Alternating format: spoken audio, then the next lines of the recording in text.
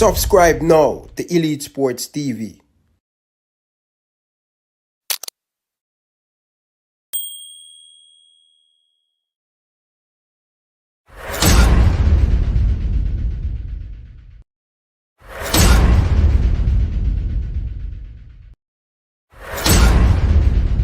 Subscribe now to Elite Sports TV.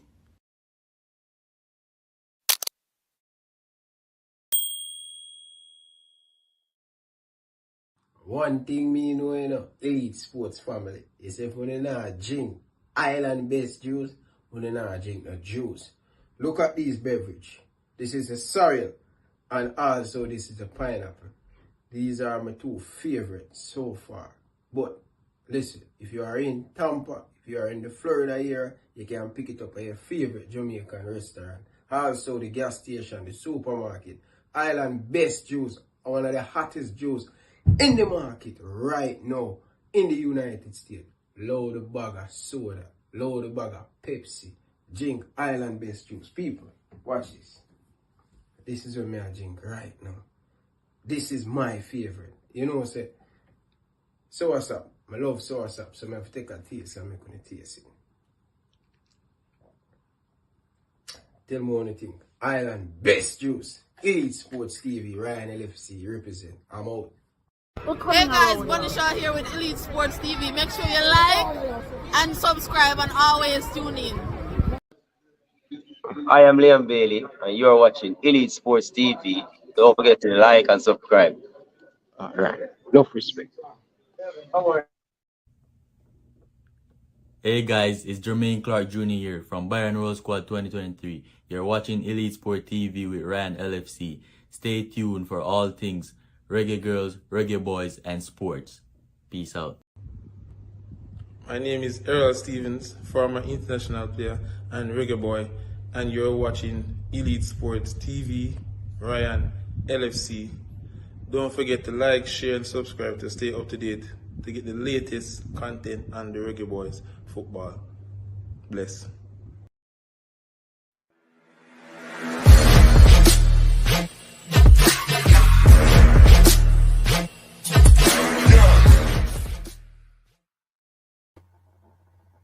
Hi, my name is Tiffany Cameron, Reggae Girls top striker, and you are watching Ryan LFC YouTube channel.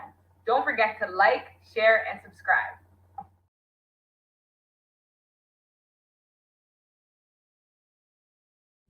Okay.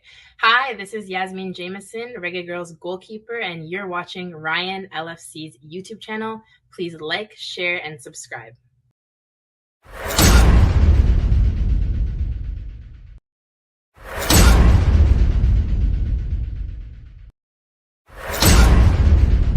Subscribe now to Elite Sports TV.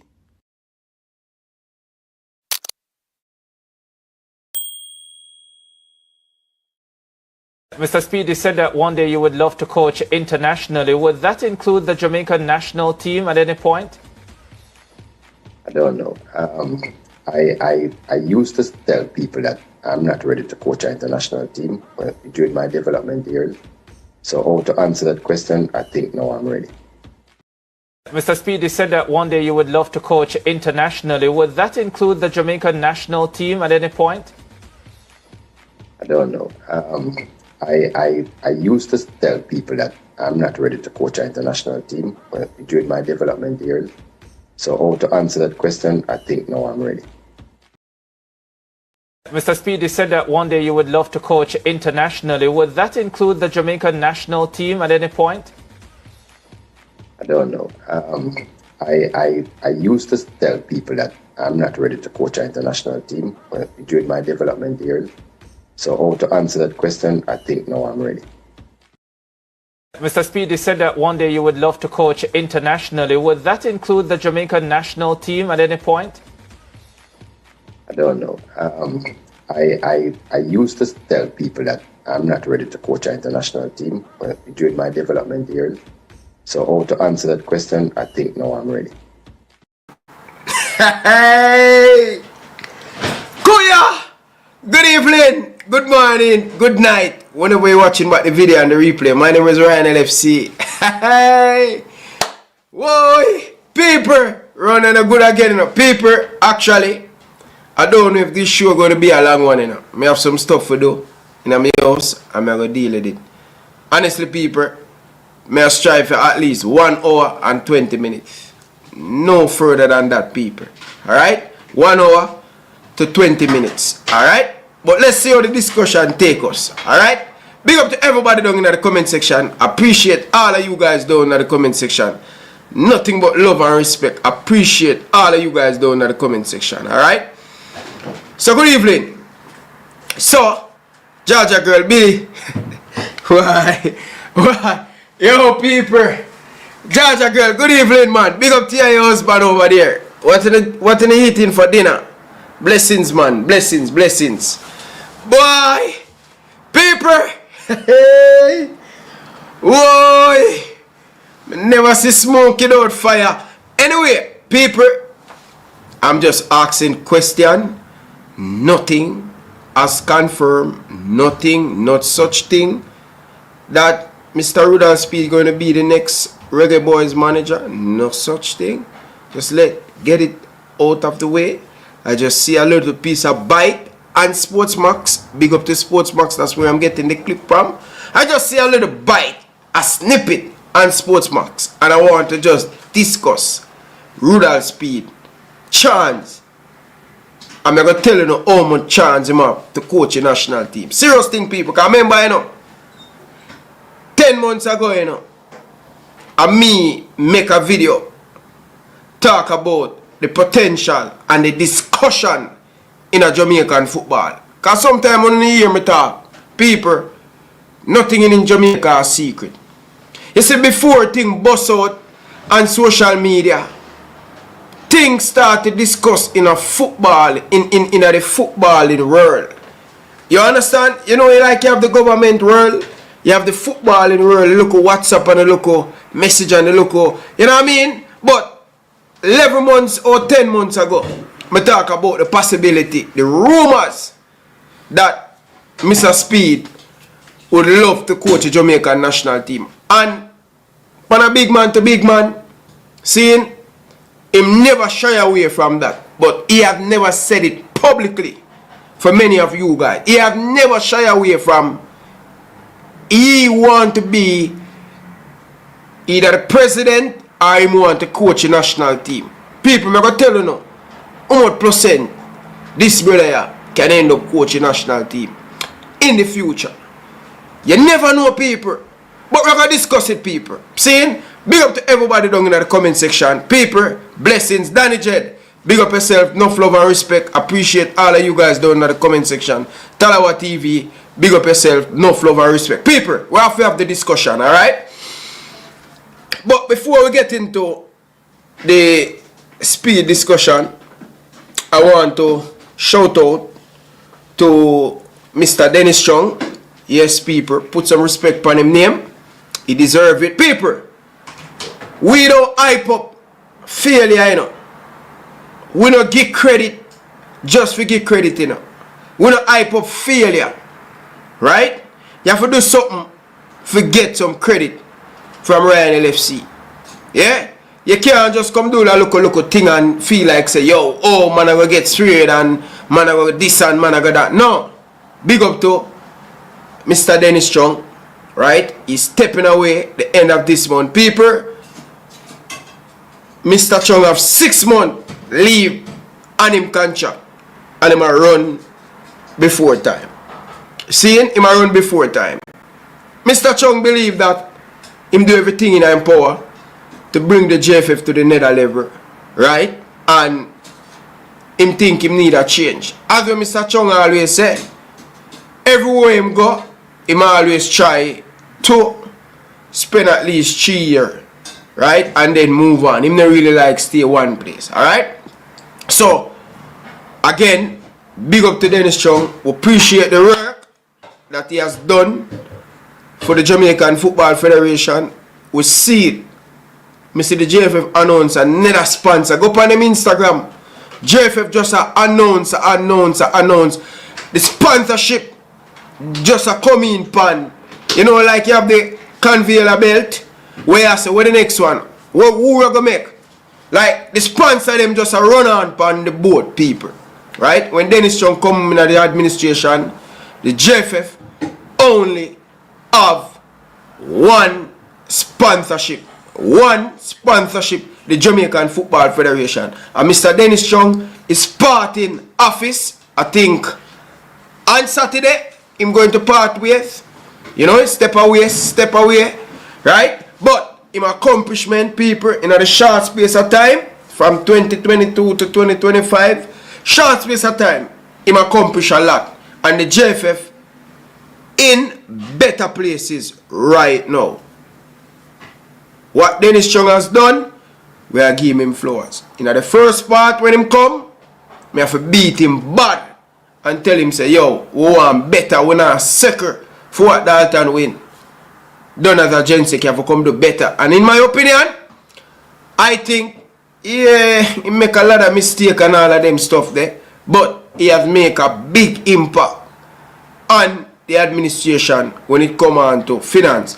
Money, can go shop, go spend water or talk. You have to spend dollars. Right? So, we want to big up to Dennis Chung and him way out of the Jamaican Football Federation, people. But who will be the person replace? I hear some little rumor and all of them stuff there. Right? I hear some little rumor. I hear, you know, 2 person name I call on the job. Can't say nothing to 8 people. I keep them close to my chest. I'm not ready to give you know, the names as yet, but yeah, my look a birdie I tell me 2 person. But I'm not ready to tell you. The birdie never tell myself let it go yet. But as the birdie give me the little piece of added more to the information and concrete and documents, and you know, I can take a look at the, you know what I mean, and I see and I can run out to it. But as this stands, nothing has confirmed for the new Gen 6. See? Anyway, footballing guru, where I say now? Guru, where I say now, guru? Where I say? Because you are one of the man who come for the program. Sometime last week when I tell you, say, Dennis Chung a step away and you come and you say, oh, you know, believe, and where I say now? You see the official thing from the JFF cause, I know I saw you go on in a guru. You go like you know everything in the administration. Talk to me, guru. Talk to me, guru. What you think? Dennis Chung step away. Yeah? Guru, come out to your bed, man. Come from man and eat a bed, man. And comment, man. Yeah. So people, I don't know, I'm kind of worried. I'm really kind of worried. I never know. But I say them things yeah, about a person that I criticize so much. That so much. Watch out. Yeah, man. Watch out. Here footballing guru. Here footballing guru. I say, Mr. Chung, unprofessional. It's so funny that footballing guru, you criticize everybody, but me never hear you criticize Mr. Speid. I never hear you criticize Mr. Speid. What I go on for that footballing guru? Right? The man a leave, brother. The man a leave. The man a leave. Brother, the man a leave, bro. The man go and get bigger job, bro. So, leave the man alone, brother. Make the man go and go do what him do, brother. But, big up to Mr. Chung. You don't know the thing already. You get me and say, yeah, man. Big up to Mr. Chung. Footballing guru. Leave Mr. Chung alone, brother. You see the person who you tell to leave the football as a Rudolph Speid. Yeah, man. Tell him, man. Tell him, say, him to leave the football, brother. You know what I say? Ryan. Yeah, I tell him, man, come. Look how much ball I signed 10-year contract and them never competed. I want to tell you, Guru, man. Come on, Guru, man. Stop your foolishness, Guru. I'm ready to take you on today, because I just eat some food, brother. I'm ready to take you on, because I have energy right now, Guru. What do you mean by? You know how much people sign a 5, 6, 8-year contract and a club come in and I give them better wages and them feel like say them opportunity at that club they better. Leave the man alone, bro. I have no problem with Dennis Chung stepping away. Right? But me have an issue. Can we replace him? Can we put the right person in place? We're going to make the football when they talk about the finance, JFF finance is key. Where Dennis Chung leave it, they are in good position. So we are going to keep an eye on it, and we are going to see if the administration are going to go back down to the level, right? To the level of where they take it before. Anyway, viewers and subscribers, but big up to Chung. We'll leave Chung alone now. Mr. Chung, big up yourself, man. On behalf of the Elite Sports family, I want to say thank you for your service. It's not about what the people think about you when you join an administration or any football club. Listen to this, people. It's not what the people think about you when you join an administration or a football club. Let me say it again. The great Jurgen Klopp, and that stick in my brain forever. Don't worry about what the people think about you when you join the administration or you join a football club. Is what they think about you when you leaving. And we are talking good thing about Mr. Dennis Chung. And people, if you roll out all of the accomplishment them, it probably take over. You know what? I'm roll off some of them off from the top of my head, people. Seeing sponsorship under Dennis Chung administration, 19 sponsorship, 19 sponsorship. Go up on the JFF Instagram and you will see it. Go and check it out. And I know my good friend Danny J that go beat me and I say, boy, Ryan, you think you give him too much credit and Ray and all of that and Ray and no. Dennis Chung has hired the right people around him, thank God, to my crickets, to allow him to hire the people who can help him and set the books right. You understand? It is key administration with Jamaican football. We need it to run properly on the pitch and off the pitch. And that's what Dennis Chung has brought in with the administration people. So, I have nothing but love and respect for what Mr. Dennis Chung has done. You walk away with your hand clean. Let me say it again. He walk away with him hand clean. Dennis Chung leave the JFF in a good position. Anyway, people, we are moving on from Mr. Chung right now because we have a thing we want to discuss. See? So, viewers and subscribers, may I ask you down in the comment section. You know? We ask a whole heap of questions tonight. You know? See? We ask a whole heap of questions tonight. And more of the people bear with me. So, you have to help me answer some of these questions. Now, as the Mola, let's listen to this. I will come back after the break. Let's listen to this because I know a lot of you guys haven't seen the videos yet. But watch a video. Mr. Speid, you said that one day you would love to coach internationally. Would that include the Jamaican national team at any point? I don't know. I used to tell people that I'm not ready to coach an international team during my development years. So to answer that question, I think now I'm ready. So you hear it, people. So the man who hire, the man who fire, and the man who dictate anything he want in Jamaican football. Let me say it again. Anything the nigger to move, Mr. Rudolph Speid is that powerful to move the nigger. Right? And not me say it, not me make it up. He said he would love to coach a national team. So may I ask the viewers a question. Would you guys love to see Rudolph Speid as the Reggae Boyz head coach? And now tell me say, now under 20, because them man you go disrespect Mr. Speid for tell him say, yo, Under 20, under 17. Which under 17, under 20? Me talk about senior team football now, people. Let me hear all the people they must say down in the comment section. The question is, would you guys love to see Rudolph Speid coach the Jamaica national team? I would love to hear your thought down in the comment section. See? We're not ready for open the phone line yet, people. May I set the standard of the show, and then you guys can call in and give your opinion.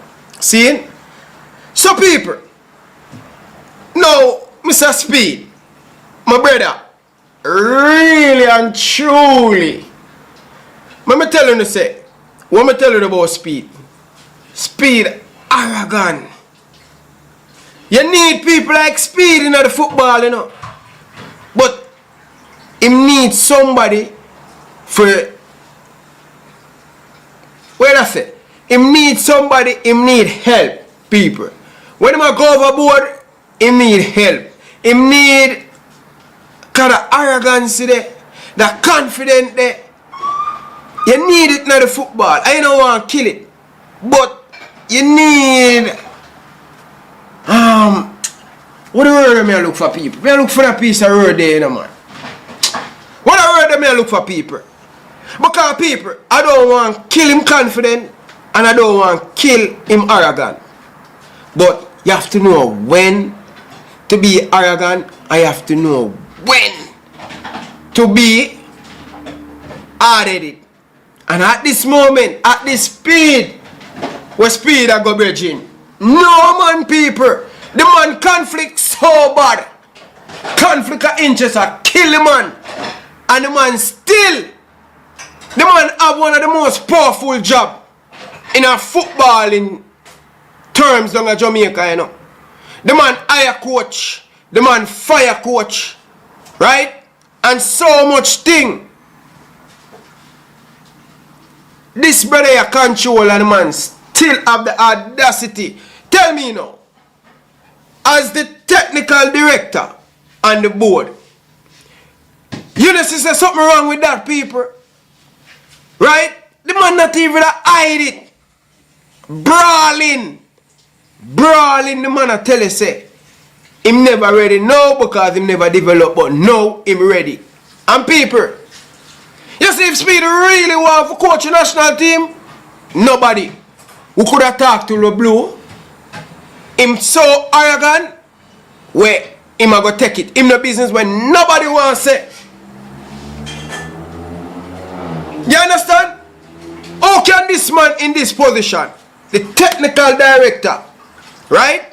The technical director, he do everything technical in a Jamaica, right? This brother, I don't want nobody come tell me, say, oh Ryan, you know, give man credit. You know, give the man credit. Give what kind of credit?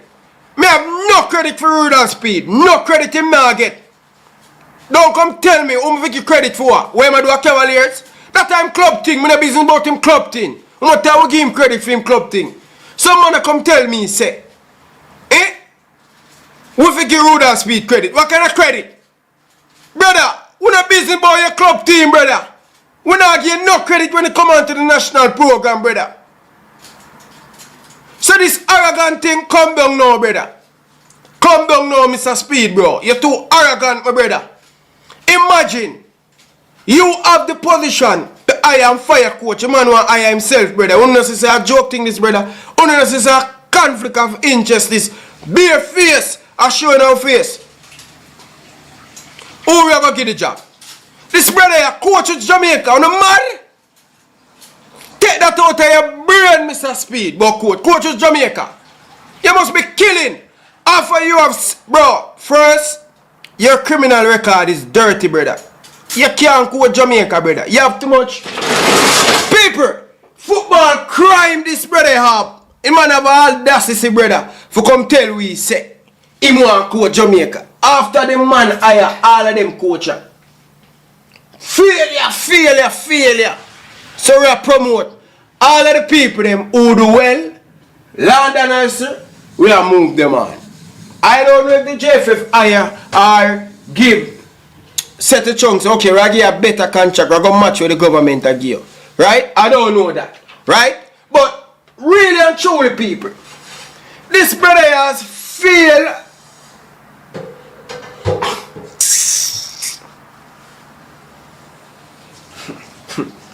a joke thing, this brother. A joke, people.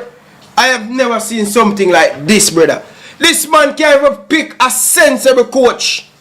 Under 17 for Jamaica, 7. Under 20, 8. Yeah? Under 15, women's team get destroyed. Under 17, women's team get destroyed. And this brother of the audacity, but him would love to coach Jamaica. Him think him ready. Ready wait. Ready. I know you can't select a proper coach for our youth team for us to get success. No, bro. Go with that, brother. Go with that. You're a footballing guru. Go with that, brother. Go with that. Look on all of these people. The man run a John Wall, who do very well in the under 20. Bring him J1 we get 8. Right? And this brother here come up audacity. Brother, I know me care about this, you know, people. More right other thing on the board, but me can't rub it out, brother. Just we see how much footballing crime Rudolph Speid has done to Jamaican football. The man has hurt Jamaican football of him ego. He can't get speed. He can't get speed. Look how the man run Cavaliers. How the Cavaliers run smooth, so. Him man hire all of the best people them for Cavaliers. Him no micromanage nobody at Cavaliers. Right? But when you come to Jamaica, you can't give the best. Eh? And people up and down and talk about man like Fisherman and talk about oh this, that. The man is a failure. But you want to come coach his national team, brother. Coach his national team, you're mad. You're sick. You come like you lick your chick, brother. Somebody touch him on him shoulder and tell him, say, yo, he need to go take him pill them. Go take them pill, brother. Him mad, him crazy, brother. Must be killing me. A joke thing this, brother. A joke thing this, brother. Marion Garden, him still have Marion Garden in our job. Marion Garden are the only man who feel how much time and Speid have Marion Garden in the program said way. See? Altiman Butler. Sorry my brother Alti, but I'll be honest with you, you know. I'll be honest with you. Under 17, we get the under 17 we make it to the World Cup. I know Speid can hire a coach. So we if it trust in a Speid in judgment and say, okay, give him the national program, make him coach it, and say we can go to the World Cup. Wait, you must be killing me, man. You mad people. How with this? Brother, if that a pro say, me are telling you this, brother, a crazy thing this, if this ever, I'm tell you say bare face, you know. By the way, remember say Speid say no travel up and down with the national program, you know. All of a sudden, big picture coaching staff. I wonder if Speid did it figure out how international thing go. Cause right now me have think a whole heap of thing. I'm thinking a whole heap of thing right now, people. All of a sudden, seeing I'm here Steve Maca talk about Richard King. Yeah, we know them a try sell Richard King hard. People, it there in our eye. We don't need eyeglasses, see. Everything, this brother and I don't do nothing. He man show you how powerful and strong him is, brother. You understand? Good God, man, Speid, man. Step down, man. Step down, brother. Step down, bro. Step down. Step down and allow the football alone, brother. Right? Amazing job at Cavaliers. You're doing good over there. Stay over there, brother. But every time you look on this thing, brother. Every time you look on this. 1, 2, 3, 4, 5, 6, 7, 8, 9. Tappa Whitmore make 9. So every time you look on this, brother, we hire this brother here. And plus the women's coach that failed, me not put it on it because I have the space for all of the women coach them where Speid are the man who hire them. Right? Me not put that on it yet, RR. Right? So just imagine the under 15, the under 17, and the under 20 females team. Imagine them put the coach in panic, brother. Right? Tell me one thing with Speed fisherman. You fisherman. Me I call you tonight, brother. You fisherman. Tell me one thing since Speed as the man who run the thing down in Jamaica. Tell me one good thing that Rudolph Speid improve on Jamaican football. Me I talk about the national level. Don't come tell me about the Premier League. Don't tell me about the Premier League. I'm talking about the national program. This is embarrassment, brother. And then have the audacity, confident, yeah, go up on national TV and Mr. Speid, you said that one day you would love to coach internationally. Would that include the Jamaican national team at any point? I don't know. I used to tell people that I'm not ready to coach an international team during my development years. So to answer that question, I think now I'm ready. So you tell me now, people. Tell me now. You tell me now, people. You tell me now. I must Trinidad and Tobago, Bahamas. I can't Reggae Boyz, brother. Can we take this thing for joke, brother? Right? You telling me now, people. You telling me no big league lane. We must trust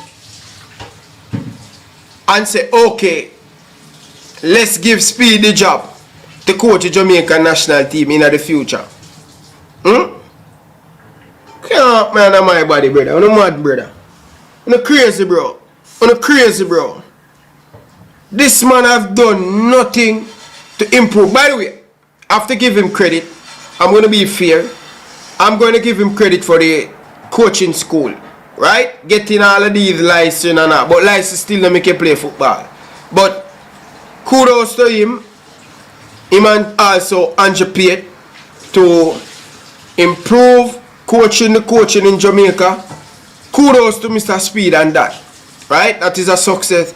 Because we see the players and we see the coach improving. Even himself, Rudolph Speid. So kudos to Mr. Speid and Peart and all of the people who be a part of that success. But people, may I be honest with the people.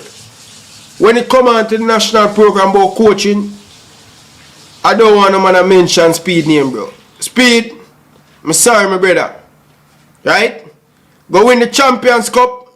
Go win the can you win the Caribbean Cup already? Go win the Champions League, CONCACAF Champions League. Right? For Cavaliers. But good God, man, Speid, man. Give somebody else a chance, man. You want to be everything, brother. You want to be Gensec. You want to be president. You want to be the man who hire coach and fire coach. You want to interview. How much thing you want to do? How much thing you want to do, bro? Share the cake, bro. Once upon a time, when Portmore and Aberview dominate, both of them are in the JFF. Right? Give somebody else a chance to Speid, man. Give somebody else a chance, brother. How many failure you are going alone are going to accomplish? Brother. Bro. The man probably hire more coach than Captain Rudolph, brother. May I tell you? What me say? The man probably hire more coach than Captain Rudolph, bro. Serious thing, brother. No cap, bro. Speid, beware of yourself, my brother. Beware of yourself. Right? Beware of yourself, brother. It's unacceptable, bro. Don't mention any name about coach in Jamaica, bro. May I beg you, please. Leave that alone. Go and travel up and down with the national team. Cause get the experience, the international experience, and all of these stuff. Go and do that. Go and improve yourself. Just imagine, Mr. Speid. Take my foolish advice. Just imagine what you accomplish with Cavaliers. Just imagine if you're just focused just on Cavaliers. Right?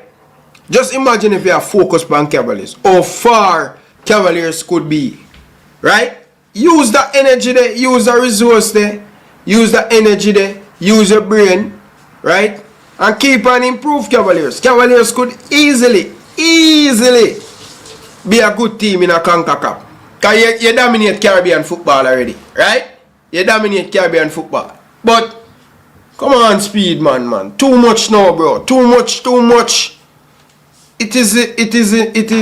It's like it's the norm, right? It becomes where people accept the corruption and accept these things where so much people on different board and all of them stuff, the brother.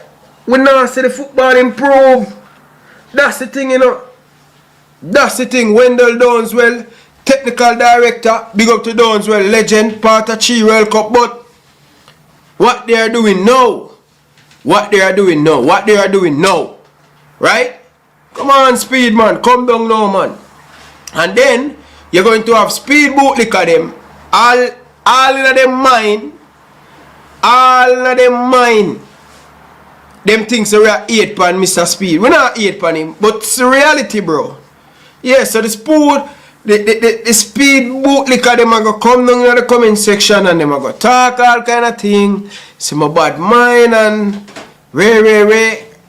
Like, believe everyone get down in that tonight, bro. Them just gonna be over there in the sideline, brother. CONCACAF club, a joke thing right now, man. Make him aim for that, man. Make him aim for that, brother. Make him aim for that. Hey, you know some well want to have a discussion with Unseen. Unseen, call into the program, man. Call into the program, Unseen. I'm rub you out tonight. Cause you go like say you're smart. And you go like you know football. So you have a look at C license or a look at D license down at Jamaica. Call into the program and see. I'm rub you out. You chat up your mouth from the other day for your program. Call into the program and rub you out for the program. Eh? Call into the program and see. I'm rub you out. Talk where you talk. Come. Talk where you talk now. And stop in the comment section this way and all. Call into the program. And stop your foolish brother. Man, I call out your boss Speed, you vex all up in your feelings and you run go make video about me and like it's about me, bro. It's not about me, it's about Jamaican football, bro. We want to see the product improve. Right?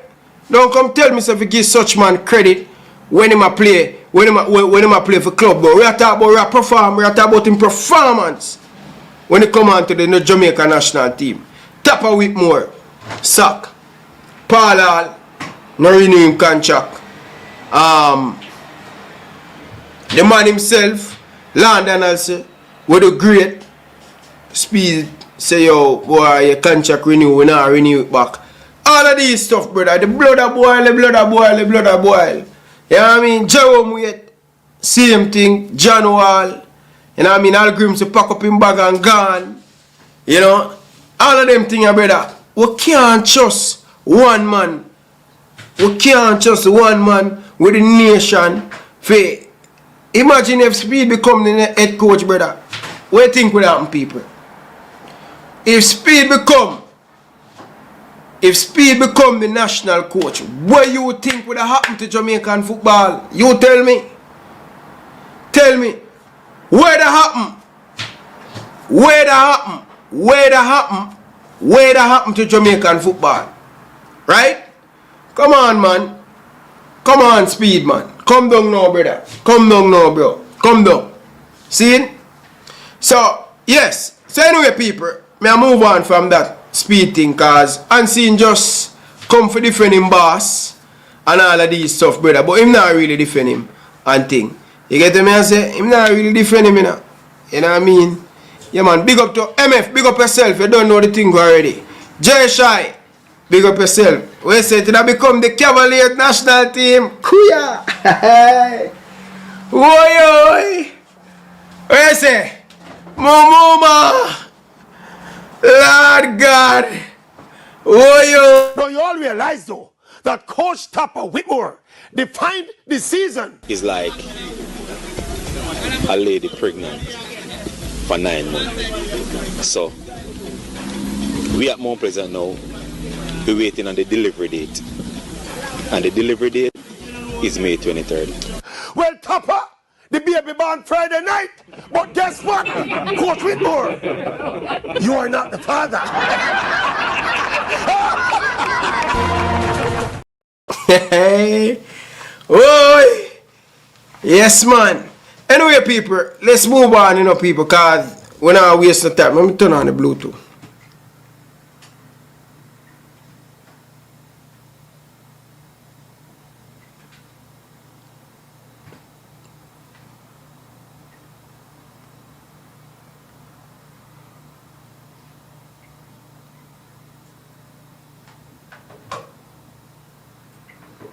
Alright, people. So the Bluetooth is up, people. See? Mr. Speid is set. Mr. Speid is set.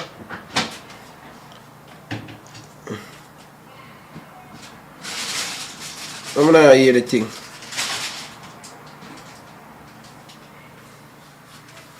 Hold on, people. I'll try to play something, but I'm not see it. It's not hear it tonight.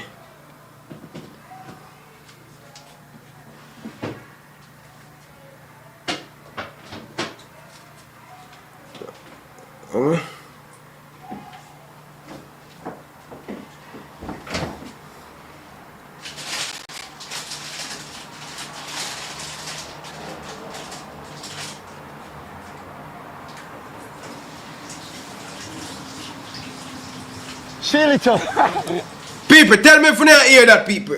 I want the Bluetooth thing. I want to play something. I'm not hear it. Seal it up. Seal it up. Seal it up. Look me in the eye. Seal it up. Respect. You should respect. No flag. Seal it up. People, tell me if you not just hear that a while ago.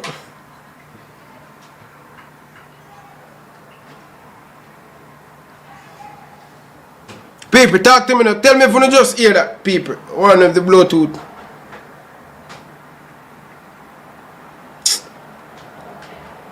Play it back in my thing.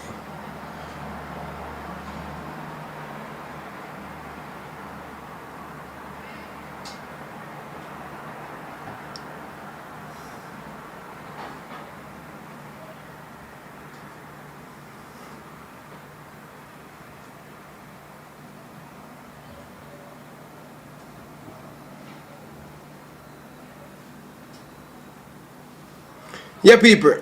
Anyway, so okay, alright. So that good. So yeah, people. So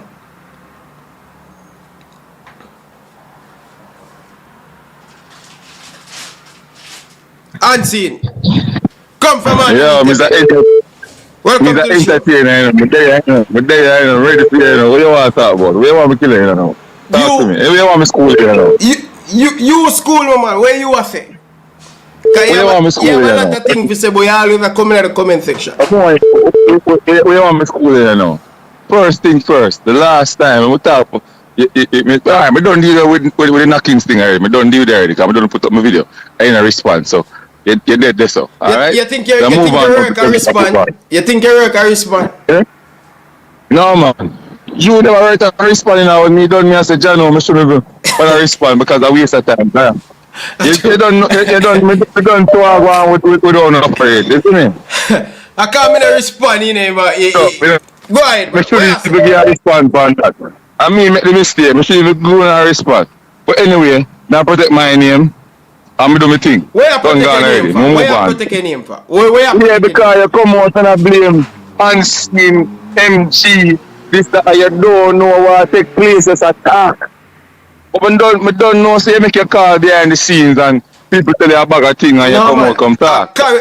Correct, guess what? It's because you don't want to come out come talk and say Speid low the youth because you know it's a Speid I go cut you off. Right? So you have to know what you say about Mr. Speid. No, I don't have to do that, Bridget. I don't have to do that, brother. Right? Knockings getting at the thing. Knockings getting at the thing. And the whole round is still wild. We now show the youth no public support. And the man, you know what I mean? Ryan, you're a difference between me and you. Me can disagree with somebody, but we still will respect them and still have a line that we can reason with same way. See you know, when you disagree with somebody, You want the person to kick off or in a talk. A difference that with me. No man, me can still so me and the business. Hold on, man. You realize that's different. Hold on, man. No man, you have to take back that, brother. Take back that. If me and somebody kick off, according to you, me and him are a friend. Why me tell you call into the program?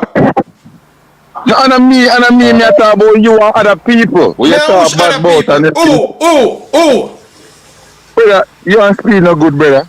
What you mean by no? Cause me a call out Speed. Me a call out Speed for the right thing, so me and him not go good. What can't call the man, brother? What you mean by me can't call and the man? There's a lot more other people you can't call and have conversation with. Like who? Like who? I don't need to talk my ear, brother. Just hold it no man. Stop the nonsense. The last time me want to talk to nobody from the JFF, I know the election when me say, yo, them man now come spread them look live on the program, you know. So I ban them. So who me can't call? Who me can't call? This to me I say no man. You're a general guard, you know man. You're a general guard, you get information from me now. Who am I general? Who am I general? You don't talk about the name, but you don't know where you're general. I'm gone. I don't know who you talk, brother. I don't know who you talk. Only thing. Yo, Ryan, we know what go on, Ryan. You know, just stop checking. You don't know what go on, brother. You don't know what go on, bro. Stop checking the people, Ryan. Look, come on from that and educate the people and load the passa. You see me, I say? Educate the people. Right? We want to ask about the game now. Can you see you want school and football? I ask about no game, brother. I ask about no game. Why you can't give me honest opinion from Mr. Speed? What you want me to say? What you mean by what you want? I know what me want you to say. You see it out the way you're supposed to talk about, you know, I'm afraid to talk about it. I see the man win the JPL, brother. Oh, bro, we're not talking about no JPL. We're not talking about no JPL. No JPL we're not talking about. Let me Mr. Speed wrong. Tell me Mr. Speed wrong. You tell me. Because you are walking to support you. I don't know Mr. Speed wrong for me come out come talk about him wrong. Say Mr. Speed do nothing wrong. Where him do wrong, you tell me and then I look into it. Me not see what Mr. Speed wrong for me come out come talk about him. You know see all of the coach of my Speed higher. I'm failed with. You know see something wrong with that. Bro, I only for people hire people and people feel brother. That's normal something. Wait, normal something so much.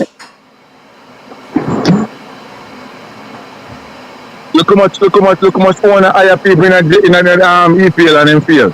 Brother, and fire them. Brother, me talk about bro, you see, this is the problem I have, bro.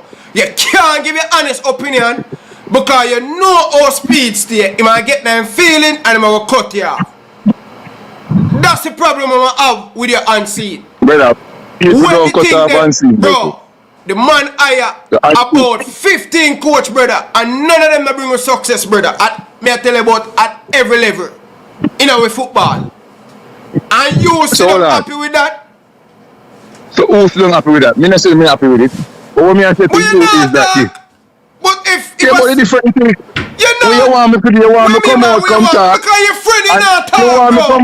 That's what me I talk about, bro. Me not talk.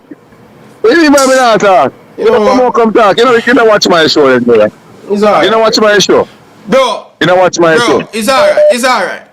Can you give me you don't watch my show, man. You know, brother. The real. Man, when last I watch my show? When last watch your show? Bro. Me and my people them out there, brother. If you say something, that's to do. You still don't wait for people to clip out and send to you. People out there, my people work with the organization, brother. So I have to sit down and watch. Because I have the time to sit down and watch every show, bro. Listen to me, I say. You other people them clip and fix up and send to you. Alright.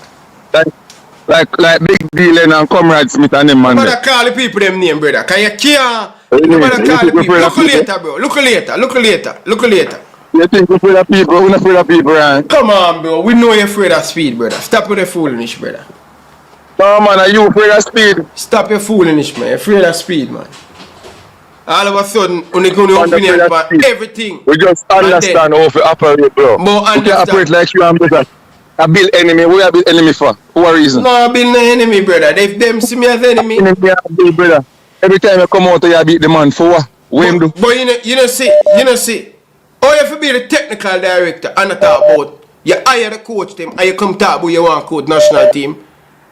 Eh? So what if the man that his man and one of them thing when my thing boss we do? You know must coach Jamaica. Yo, CC. What about the Caribbean CC. team? The man say want coach Jamaica. Oh my God. Anyway, big up yourself and see. Look later. Alright, my bad. Alright. Yeah man, look later. Boy, unseen them nah get it, you know. Unseen them, they will never get it, brother. You see me I say? Unseen them will never get it, brother. Right? They will never get it, brother. Seeing? They will never get it. They know what they are doing, brother. Right? Because a friend for mash up the football, brother. Anyway, people, we'll take some other call, people.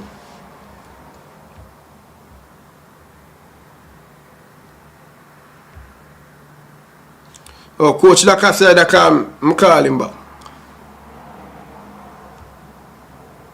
Carla, welcome to the show. Yeah, man, me hear my name. How go on? No, I mistake, man. Mistake. No, I'm tell you. Yeah, man, let me tell you though, Ryan. You have to know, say, everybody kind of have a different type of show how them want to do for them thing. Me understand your sentiments still, you know. But you know, it's like the Capleton of YouTube. You understand? Yeah, but CC. And you are the Capleton of YouTube. No. We all were Capleton of YouTube. You know that you there from a long time, CC. Come on, CC. Well, man, them probably quiet up the man them. I don't know. But remember say, you know, let me say Ryan, it's like the things that we ask, like if you go say boys, you know, say technical committee, they are the technical committee, Speid, are you this a man, that a man, how am I Al Grimston, am I Tappa, and I'm Brian Garden, John Wall to be the under 20 coach. Yeah, so well, you can't go look on it on the side of the scrutinize. But just say like for me, I don't want nobody come say something where you can't prove. But him personally say him vet the people them and bring them in and way. Anything we have some man with speed, say man, and him same do I know. Interview, salary and everything. Yeah, so that is why I said them things are simple thing for talk about. Cause you only talk about what him say. The other part of it now, like when me hear other people will go on the other side of it now, me I said them part them you wouldn't want advise anybody to touch unless you know what you're gonna say around it. When people say like conflict of interest and them sitting there. Like me feel like the part there, me leave it to some other man. I saw other money that just leave that too. The part of me that I deal with the football and I say, boy, me don't really like how the football are going on. But anyway still, me not pray that. Me I pray what me see recently, right? Yeah. And you know, based on the game I play against Trinidad, more I say this, me that try call the man program, but me never to get it. Me not like them style when the man go come out and you have a style where you just want to knock heritage player, bro. Like no, you feel like don't go down that road there. Don't go down that road there. I don't want that for my show, bro. Me no want. No, not you. Me say me don't want that. Next thing I hear, man, come and me no want no problem with nobody, bro. How me talk? Me a cast any problem with me a cast for my show, and me a cast that. I'm confident so what me a do. Me no want what is I read the man me a talk about, bro? Me a talk about say yo, we are watching team play, and we are watching team play. Alright, don't put it to you like this.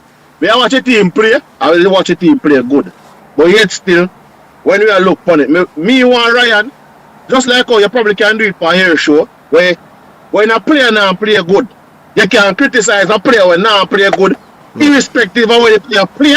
It no matter which league, if you play for Liverpool, Barcelona, or play for Cavaliers, you can criticize him without you say people are to jump up in their feelings and people in their feelings. But that's the part that me attack, because if I saw the football game, I go where when the team play and we are trying to critique the player that we play in the game, and we say we'll give them match rating. I'm not about in their feelings versus this player versus that player. Right? So right now, see Mother still there, I think Madasil is added to the squad, right? Based on him goal contribution, which is what, 20 goal contribution for the season.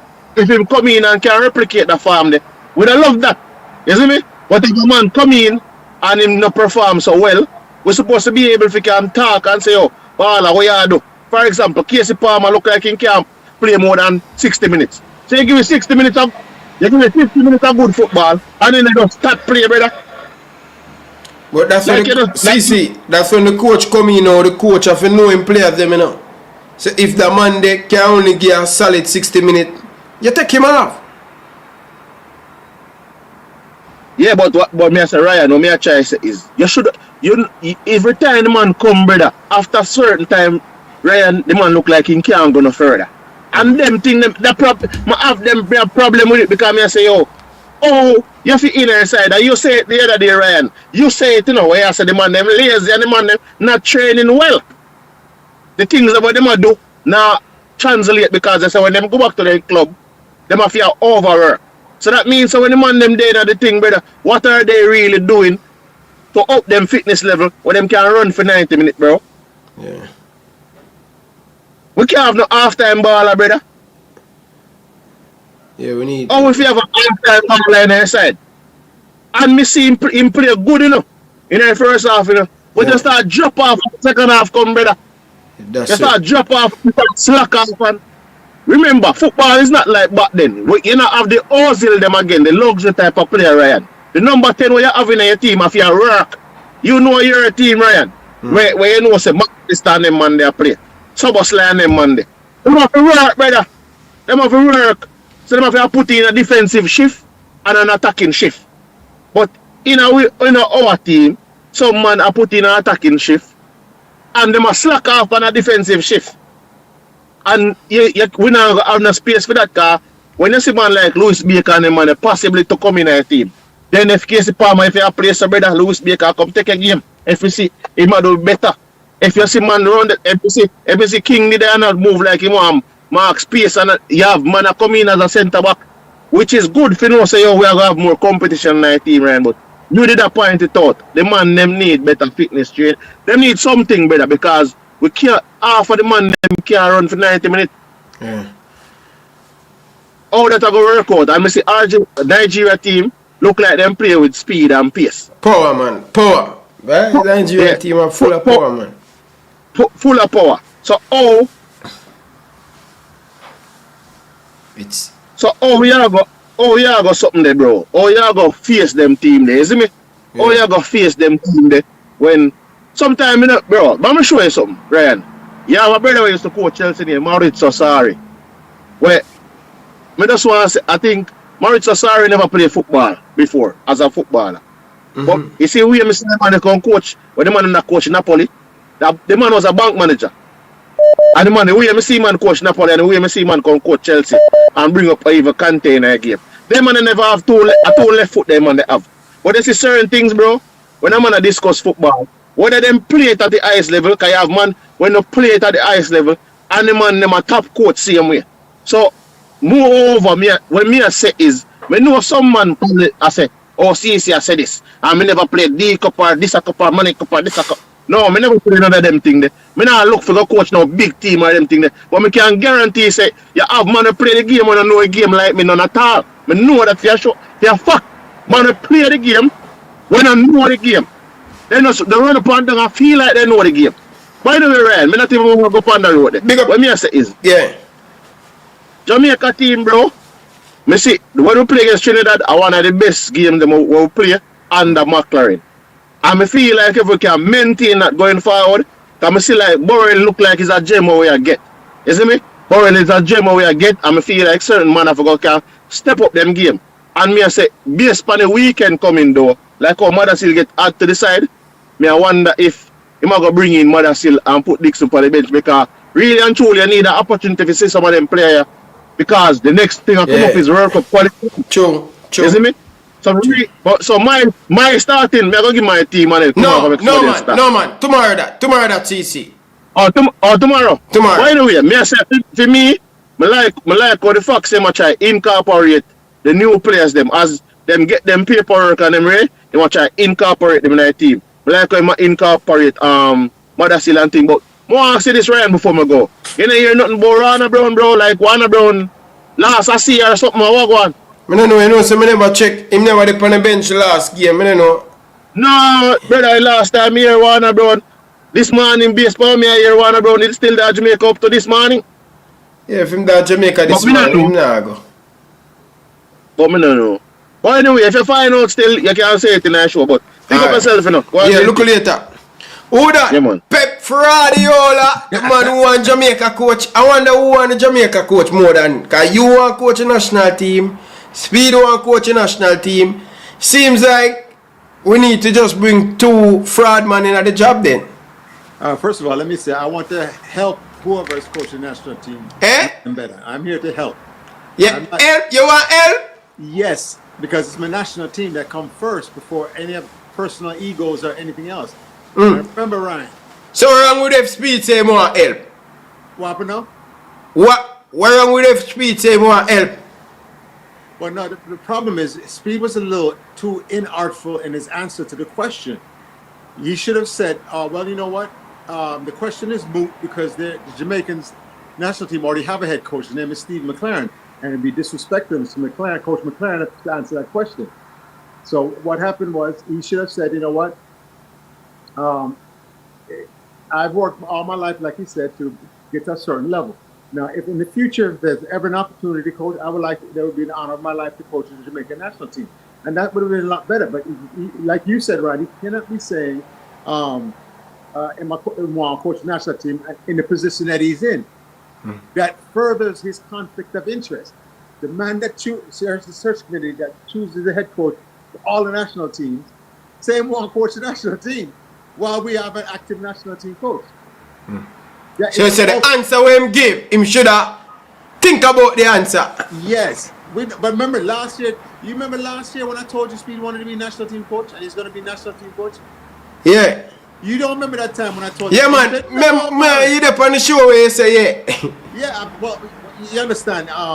Actually, I understand coaches and I understand the egos of certain coach and Speed. And I cannot be against Speed as a national coach because I'm the one that say I want a black coach coaching Jamaican national team and a Jamaican because I know those are the ones that understand the culture and be able to control that team a lot better than some white man from Europe. I'm just sorry. That's just the way it is.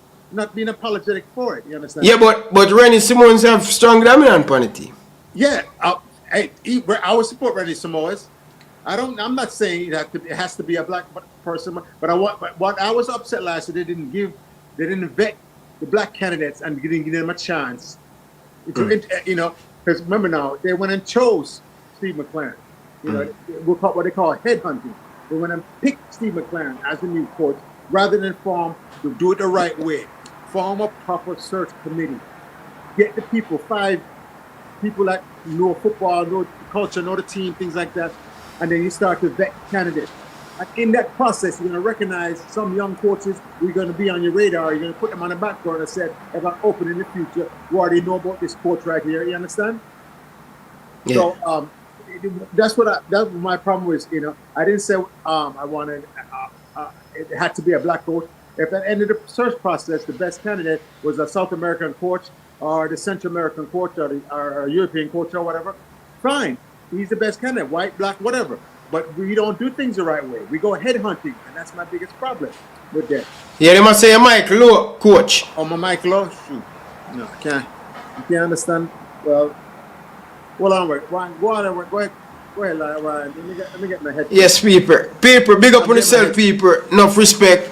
You don't know. Appreciate all of the people that are doing in the comment section. 1 hour already. Jesus Christ, people. John won't start. All the thing a fly off so. Jeez. 1 hour already. We burn off. Come on, people. Stop what you're doing and hit that like button, people. Hit the like button, people.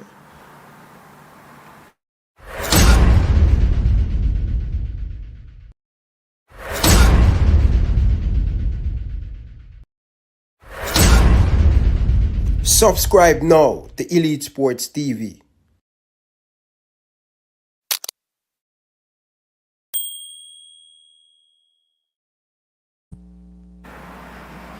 All right, Ryan. Can you hear me now?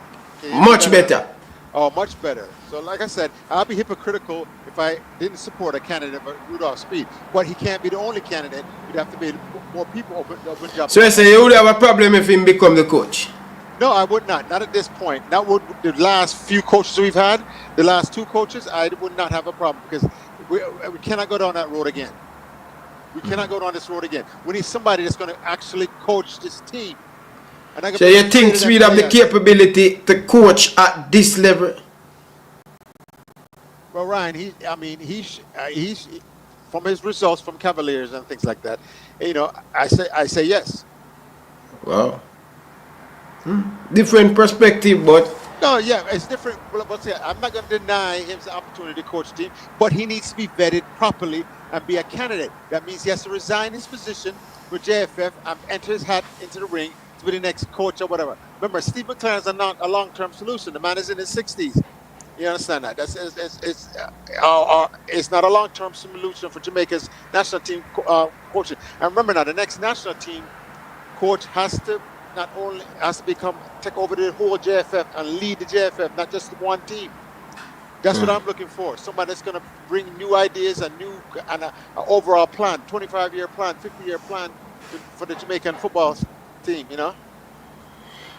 Boy, I have to disagree and that coach Doc after and that.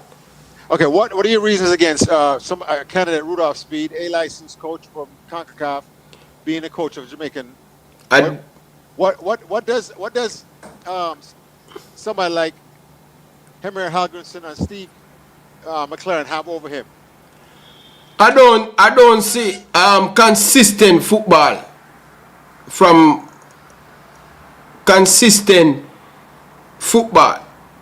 Cavaliers. Weak answer, Ryan. Tactically, no coach. Tactically, a big long ball and all of them things, brother. I understand that, but with Henry Halgrenson, what did we get? Bunker defense. Yo, as bad as thing it's on right now, you see what Tappa do at Mount Pleasant? You see that type of football where Tappa play at Mount Pleasant? Yes.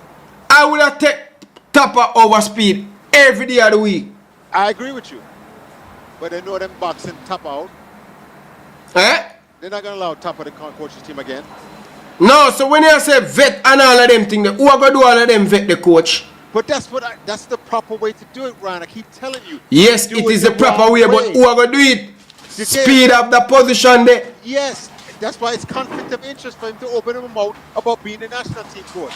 This is just yet another example of the conflict of interest that Rudolph Speid have. Until he gets rid of these conflicts of interest, he'll never reach the goals that he has for himself. Anyway, so hear what me say now. Coach. Yes. And the question about Speid. I think if we going to hire him, I think that's going to be a big, huge problem. Okay, what are some of the problems? I don't trust him to be a good coach to coach a national team based on him choices that he make as a coach. So, for a man will make 18 mistakes on so much other coach style of play and all of them things there, I don't trust him to come coach my team, brother. That's an excellent reason, Ryan. Excellent reason. Yeah. And that should be, if Ryan LFC was on the vetting committee that chooses the next Reggae Boyz coach, a 5-member committee, right? Then you'd raise these questions to him during the interview process. Say, look at your choices you made, Mr. Speid. You want to coach Reggae Boyz, but your choices say that you have failed at U20, you failed at U17. Y'all, even the last, no, what's the last one? The U17. U17. Failed to qualify. What about your choices to give us, to encourage us to hire you as a coach? What's going to be different? So you are right. That was an excellent point. And that's what we do when we properly vet candidates for coach. When we go on headhunt and just say we want to go get this one over here and things like that, then we get what we get with Steve McLaren. Yeah, so for me, coach. So for me, I would rather see even Miguel Coley too. Right? Because I see the brand. I don't want something that I don't know. I want to see a type of football we want to play. Yes, but you just answered the question, Ryan. What is that noise? Sorry. Come back up. Oh, yeah. Okay, you just answered the question, Ryan. If Ryan LFC was on a search committee to pick the next Reggae Boyz coach, he would say, I would like to interview Miguel Coley. And then you can ask these questions and present this candidate. The way they're doing it now, they're just picking somebody. No, they pick name. You know, and I'm just tired of it. We don't have to reinvent the wheel.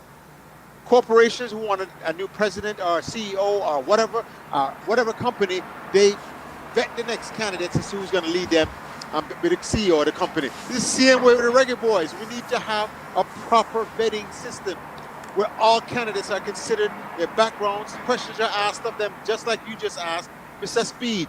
All the coaches should pick them not successful. What is the problem? Is it the coaching? Is you picking them? Or what is the problem? And have them explain that. Yeah.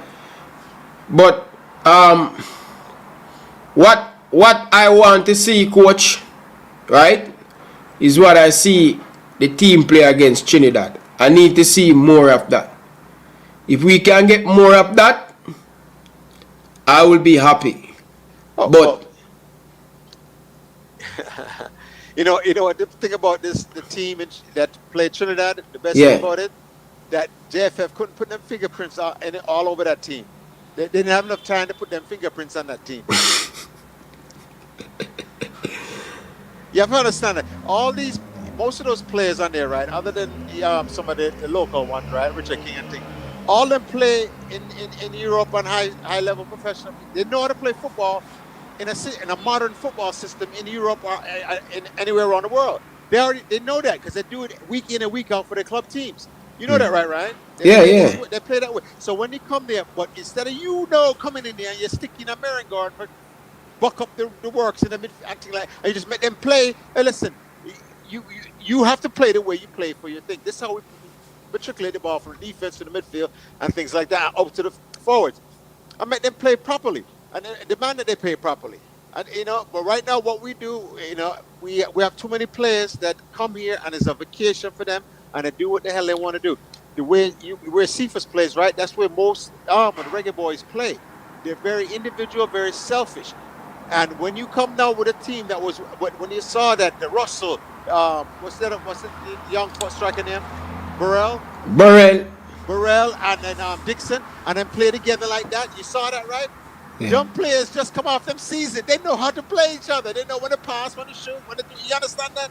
They showed you they can play. I know the midfield now was giving them some service. I think, even though I still criticize your boy there, Palmer, because it's just not aggressive enough going forward with the team. What about the technicality of Russell? What do you think about? Because I watch the game, Yeah. He have good technicality, but I don't think he get back in their position as I would like to see they get back in position whenever we turn over the ball or we lose the ball. Yeah. Well, that's where coaching comes in, Ryan. Shape. You call it in football. Get your shape. Get in shape where a team difficult to beat you. Yeah. It is. And Ryan, you have to understand that this is exactly what we're talking about, You see certain players, right? You remember Richard King got that yellow card? Yeah. When you rewatch the game, right, Richard King was behind the play. He had defensive position. He had recovered defensive position, but he dove in, right? He went from his position, facing, he could turn and face the defender coming with it, and instead of dropping and containing that person and then close the distance to make sure he doesn't make the passes, right? He dove in and committed that critical foul early on, which now puts one of your center backs at a disadvantage. He cannot be as aggressive for the rest of the match because he has a yellow card and things like that. And so when you see things like that, you see that player needs to be coached a little bit much better. He doesn't understand it, and that's an example right there of him not doing and reading the play properly. Because it's not like the man a breakaway or whatever things, right? But still, when you decide to just give away yellow cards, that's going to come back to haunt you later on the match with your aggressiveness. So when you watch back this match now, I want you to see what was your takeaways from that? I watched it this morning too, and I remember those three guys down at right wing like giving Trinidad hell. Because Trinidad has been together, and they have been getting a lot of game together. Yeah, but the problem I have is when Trinidad in the second half made their switch. The Reggae Boyz didn't counter with a defensive switch if needed. You understand? And then 2 goals were scored. So apparently Trinidad went from a 3-5-2 to a 4-3-3, and Jamaica didn't know. Jamaican coaching staff didn't counter. Did they counter? Anybody in the press conference afterwards about we recognize Trinidad made this thing? You understand, Ryan? Yeah. What happened apparently Trinidad went from a 3-5-2 to a 4-3-3. They were what? Okay. Apparently, out of the coach's mouth, they said Trinidad went from a 3-5-2 to a 4-3-3 in the second half. And they went from 2 down to making it 2-2. And Jamaica didn't counter that tactical switch. You understand? Yeah. Well, watch your team get knocked off what they. I'm watching the Knicks, man. What you talking about? We're winning by 12. What you mean? So what the score? No 3-1 on that? Yeah, it's 3-1. Yeah, but you're not done, man. What you mean? What you mean by? You don't know about if they win tonight, all the pressure on Indiana. Because game 7 is in Madison Square Garden. Yeah, your friend Stephen A. Smith. I want to support that team to win the championship, brother. Listen, Patrick Ewing was on that team, right? When Patrick Ewing first got on that team, my father was first of all, was Georgetown fan. He's a big Georgetown fan. Patrick Ewing was Jamaican. That made every American in New York and Connecticut, all of them become Georgetown fan. And when the Knicks got him, all of Jamaican became New York Knicks fan. And that's where Knicks fans to this day, even though we're not winning that. But Patrick Ewing, what? Mr. Stephen A. Smith on the other day, a ball. It's coming home. Beat me, not dead, bro. Bro, Indiana come beat you back again, bro. You get 4-2, bro. Damn ass. Indiana not. Reggie, look at that. Jalen Brunson just bust them. What you mean? But anyway, coach. Yes, sir. But it's interesting development. Back to the coaching situation in Jamaica. Yeah, no, I don't want to go back to that, brother. Where you want to do about now? I don't want to go back to that speed thing there, brother. You want to go to Saturday game? Were you able to watch Nigeria Ghana? Me done with that. Me done with that speed thing there, bro. Were you able to watch Nigeria Ghana? Yeah, are you watching the game Saturday? Of course, I watched the preliminary. The first one was like 7 o'clock in the morning at some ridiculous time, and then 7 a.m. Yeah. So getting up to watch Ghana versus Trinidad, that's gonna tell me a lot, because I just don't know how these styles are gonna play against each other. So what time the Trinidad game are play? I saw something like 7 a.m., 7:30 a.m. Oh yeah. I think even Trinidad, Ghana was a better team in that game against Nigeria. Yeah, but they play good. You're right, but you have to understand, when you go up 2 goals, right? Things change. So you don't know. An indisciplined team get out of their system and their style. An indisciplined team will get out of their system and their style. Now, where the boy gone? Where the noise come from? I always think of that Costa, but my nice man. It's not coming from me. Hey, coach. Yeah. So, we definitely find Russell, right? Because last Gold Cup play, man, I think him even look much better because they have a good season. Him score a whole heap of goal this season, have a whole heap of assists. Him look more sharper, him look more fresh, him look more confident, him touch is more sharp, right? But I need to see Brandon Cover, right? You haven't seen the player yet. He was on the bench. I've seen him from club team, but I haven't seen him really that much. You understand? I just see highlights. Oh, so you watch highlight? I just watch highlights, try to see who this player is. But like I said, I'm excited about this player. I definitely want to see. I want to see. First of all, I want to see coach have the courage to start your guy in midfield. Ravel first. That's the courage I want to see. Number one. Number two. Okay, Jamaica is having what we call a good problem. There are several good players at certain positions. We're very deep, so we can have Cephas, Damari Gray. You can have Leon Bailey, Dixon, on the right wing, Russell. You understand all these players, right? It's a good problem to have for a coach. You want to have these kind of good problems. You have more than one choice at any position in case somebody not doing what you as a coach ask. You just go to the next one. Sugar Hill Gang. That's the Sugar Hill Gang theory. You know what the Sugar Hill Gang theory is, Ryan? We need depth, coach, man. Do you know what the Sugar Hill Gang theory is? Just say no, boss. Yeah. No. This is before your time. Sugar Hill Gang had a hip hop song, all right? And it sung a hotel, motel, holiday inn. If your girl starts acting up, then you take her friend. You never heard those lyrics before? No. Oh my God, you're young. Hotel, motel, holiday inn. If your girl start acting up, then you take her friend. So right? So any one of them wingers or forwards start act up, then you take the next one. Because it might be an improvement. You never know. But it's a good problem to have. You have depth now, right? What we need is depth in that midfield. So I want to see your boy there play in the middle to see he can solve the problem for us.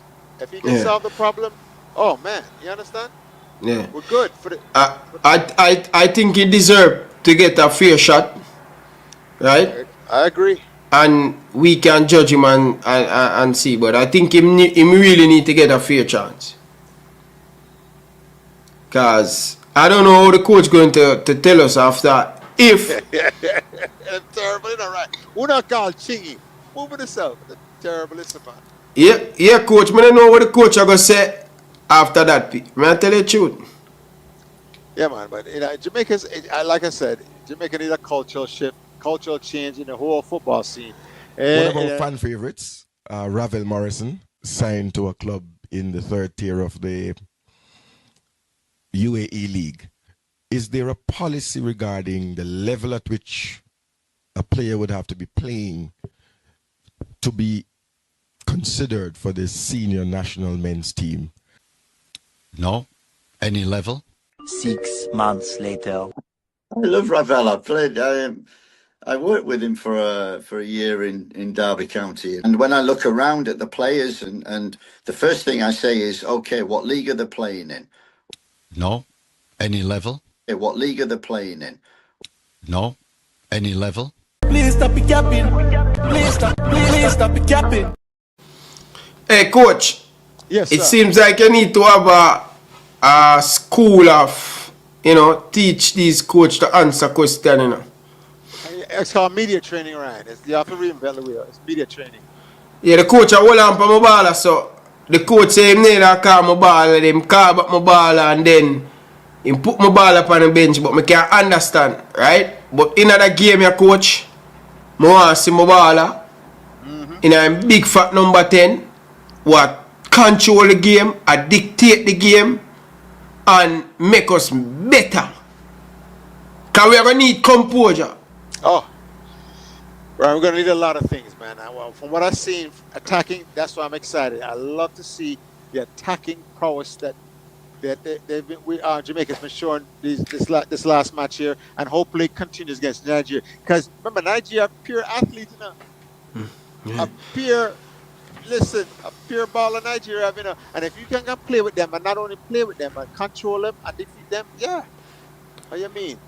Coach, one thing though, I don't want to see we are just a defend. More attack. That's how you're going to build a system, coach. Yeah. You cannot. You have to play your game.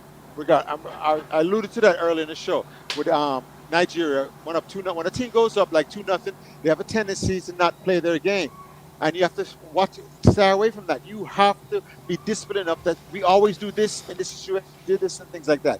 Whether we play combinations or we play individual or whatever, we have to remain consistent with the team. The man, Mr. Leah. Anyway,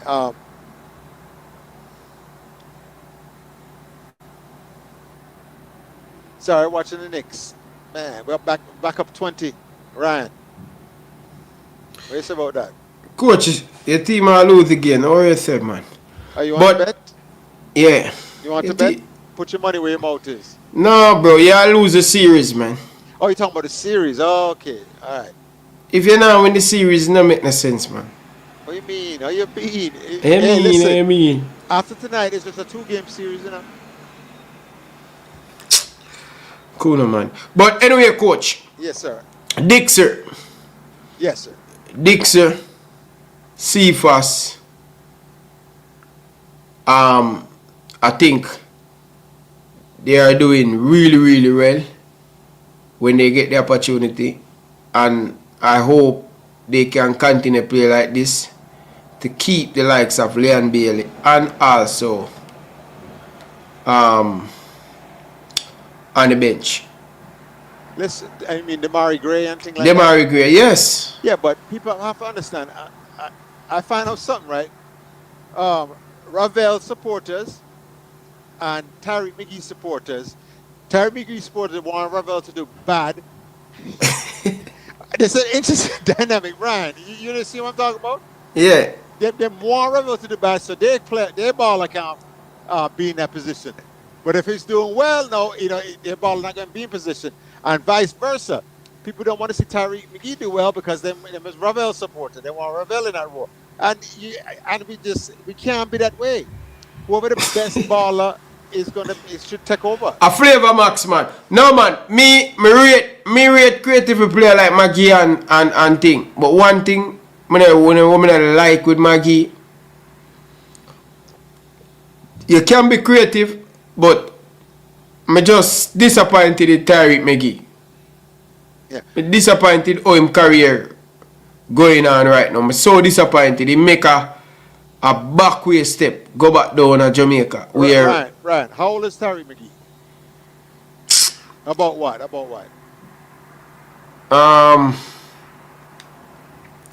Maggie about 20, about 26, 27, you know. Anybody in the comment know how old McGee is? Yeah, Maggie, coach, if it not come already, it not go come.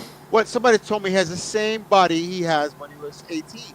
Is that true? I don't know. Yeah, I'm 25. Bro, I see Maggie leg, bro. Man legs like a chicken, bro. Yeah, they say he's the same size he was when he's 18. That he's 26. Which I have to fault him for. There's no personal development, no personal growth. Not hitting that weight room. Now, when you was 18 and how you look now, is there a difference? Yo, if me never lift weights, coach, if me never lift weights, me look like a baby. Maga. Chicken. And we are talking about, coach, man. Yeah, but that's what somebody like Tariq McGee, so it becomes more durable in that midfield. But you understand that? Would it benefit him?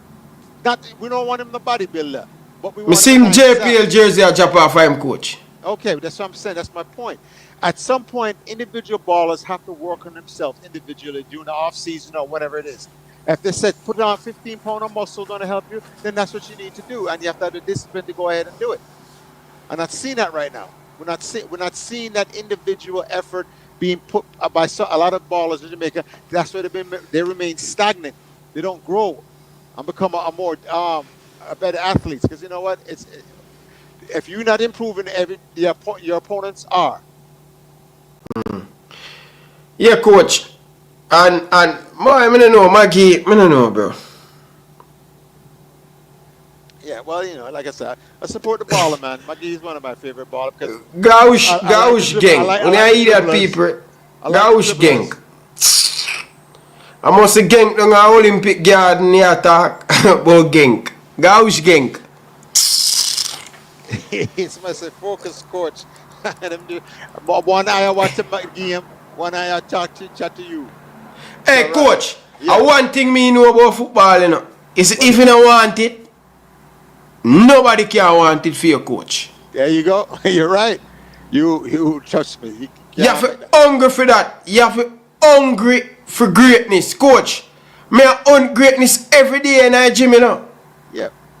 You know, one of the things I like to say, you have to, the first hurdle you have to do is yourself. You have to get out of your own way. And if you're not doing everything possible to fulfill your dreams on your own, both physically and mentally, then you cannot blame anybody else. Bro, I see Maggie the other day. I say Maggie look like a baby, man. Yeah, but that's what I'm talking about, Ryan. But as what means a coach, I'm not part of that people who want to see Maggie do bad and Moa Ravel do well. I really want both players to win. I think both players have the talent. But when me like with Ravel, coach, all when him not playing on a team, when I look on him Instagram, every minute him there in the gym, I put in the work. Yeah, put the work in. And put in the work, I wait, I see him hire personal trainer, I see it on him Instagram, when I see Maggie, I don't know what Maggie up to. But let me tell you a story, Ryan. When I went to Jamaica about 3 years ago, right, I was invited to this high school. And I go up to the high school, and I see this group of 20 boys training, right? And Ryan, them fit, them upper body strong, them leg, them big. And I said, whoa, this football team is going to be amazing. When I look around, it's a track and field team. Now, here come my football team now. I'm supposed to be training, right, Ryan? Yeah. And everybody have legs, but nobody have no upper body. You understand? Yeah. Nobody did 2 push-ups in the longest time. It showed me that, you know, I wonder why they're not a lot of footballers. They can't be the best athlete because the overall fitness, right? It's not an overall fitness where the legs, the midsection, the chest, the arms, up, you know, everything is trained to maximize athleticism. The potential and the work. Yeah. Yes, you have to put that work in. That's one of the things. Everybody's skinny up top and the leg had them kick the ball and run. That's one of the reasons them leg, even in any kind of decent shape. Nobody's working on their physical fitness. Now, you do have to go in the weight room. You can do plyometrics and other things that will definitely work on your core and your overall body. Hey, coach, I saw me know how important it is. Even when me stop play football, and me start workout, me understand how important it is to be in the gym, coach. Trust me. You see, if you can run for 35 minutes, conditioning at the gym, a different type of running, bro. Worse when you lift weights by your foot. When you go up on the grass, the coach, I glide pan it, man. The power, everything. Yes. You understand? Yeah, I agree with you. Trust me. So, I don't know, bro. But when I see Ravel, all me want, him just get a fair chance, coach. Because me think he's a type of player that we need. But we're only going to know, bro. And sometimes this coach, say, I look and play and him just, I don't know, man. Let me ask you a question, Ryan. Is when Casey Palmer, your starting World Cup midfielder? If me start him in the World Cup? Yes. It depends, cause me need my boy Rafael to get the position there. No, it's not about that, Ryan. It's about we're evaluating Casey Palmer right now. Oh yeah, Valley. He's going to be a part of the team. Yes, definitely. He could be a part of good, but is he first choice at that position? Does he? This is what I try to tell you, say. Does he tick the boxes that you want your? Oh yeah, he's definitely one of the midfielder. Yeah. Yeah, but now he's one of. But is he the starting one? He's the best one. Does he tick? But this is what I try to tell you, coach, and he tell me say it's not. May I tell you, say Ravel and anything. Okay. And that man. Ryan, yo, coach. Ravel Morris are the best midfielder we have. All right. Ryan, I heard you say that so many times. I've seen Casey Palmer, and if you ask me the question, I'm saying no. This is not. He's not the starting.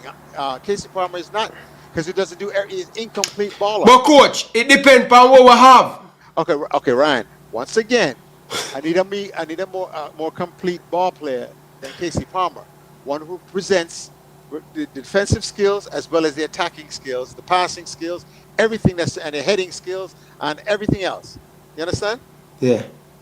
Why are we selling for less than adequate in such an important position? Because we just don't have the players in that position, coach. I mean, what is the depth chart in that position, Ryan? You just tell me Ravel. No. Who's your top 5 Jamaican? The depth. All right, so midfielder, Bobby Reed, Casey Palmer, Russell, that's 3. Isaac Hayden, that's 4. What about your boy? Who that? Ravel. Yeah, I call Ravel. You call him Ravel? Okay. Oh no, Ravel 5. The pool in the midfield is strong, coach. It's not strong at all, coach. I'm going to be honest with you. Who's Baker? Oh, Louis Baker. Only if you get him passport, coach. You have another boy named Louis Baker, coach. I tell you, you're going to love him. See, Ryan, I think we have options. We just keep going back to these same players who are limited. If I want, I'm going for that one that is a complete ball player. You know, American baseball, them call a 5-tool player. You have 5 tools. You can hit for power, hit for average. You can run the bases. You can field, and you have a strong arm. And things like that. You have all the tools necessary to be an all-star in that sport. As a midfielder, no. Does he have the touch? Does he have the vision? Does he make the proper passes, short, medium, and long? Does he defend well? He's a good tackler in midfield? Does he stop most attacks with crunching nice tackles in mid, win the ball, and restart our attack? And I'm saying, when you have to tick off all those boxes, I think Palmer, no. Coach, if we can get Louis Baker, if we get him passport, right? Yeah. We could have at least 4 or 5 good players to select from the midfield. Because I think this is what more as a coach. You see, Louis Baker is a player with Ravel Morrison and Isaac Hayden. The power when at the midfield to win back the ball, to keep possession of the ball, to create opportunity is second to none. That 3 combination that we have. And if it now work out, we can go to John Russell, Casey Palmer, Bobby Reed. So we have, if we get that extra midfielder there, we could have solid depth, 6 midfielder, I would say, yeah. In case of injury and other things like that, unforeseen cards, accumulation of cards. You never know why a player would not. And Jamaica always needed depth, and now we're finally starting to see some depth at a crucial position. But once again, we have to give the new players the opportunity in matches like this to see what they have. Give it to Ravel. Give it to any ones on the bench there who already know what some of these other players can do. Why would I waste time? You trying to win the cup? Are you trying to qualify for the World Cup? You understand? Yeah. You have to see what you have, man.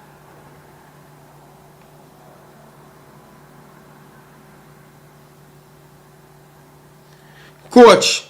Yes. Me I run left one in, I'm tired, man. You're tired, yeah. I remember last year, so beat me, so me tired. I'm tired, coach, man. Listen, you need some arm. If you're tired, you're like an iron. And you know, I'm gonna work out today. I'm tired, man, because whole heap of work, bro. I'm gonna work out today, but I walk for like an hour today. Tired, man. All right, but Ryan, I'm gonna be honest with you guys. I'm tired, man. I'm tired. I haven't getting any much sleep for the last 3 nights. What about your nutrition? How is that going? No, man, my nutrition is good, man. It's sleep I want, man. Sleep. They gotta take a rest, man. Yeah, sleep, man. I haven't get 8 hours sleep, you know. My body just used to getting that 8 hour, 9 hour sleep. Here's something that should sound familiar to you. Go bed and go to your bed. My beard already, man. What you talking about, man? Oh, that's what my parents used to say to me. Go beard and go to your bed. Beard already, coach. Belly full, everything, brother. But just want to go sleep, man. You low T? Eh? Low T, low testosterone. Check that out. No. If you're not an energy, then that's the thing. All the heavy metals and other contaminants and plastics that we consume in our body just rob us of our energy. Coach, me tell you, anytime nothing happen to me, I know what actually happened to my brethren. That's how I know my body, brethren. Tired, man. I want to sleep, man. Marcus Garvin, none of the Maroon, Paul Bobe, Sean Shaw, big up yourself. One teacher said, we send him the link. Okay, Mother Sill, Ryan, Mother Sill. Please tell me about this player. To be honest, coach, I've never watched a player. You know? Yeah, me neither, so I can't really, Yeah, coach, may I give you some homework for you? Go do some,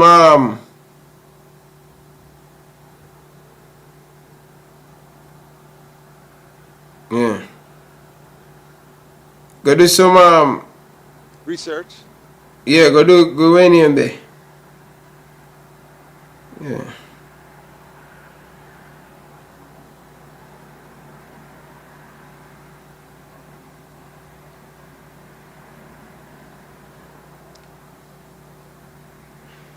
Yeah, coach. Beat up, man. Tired.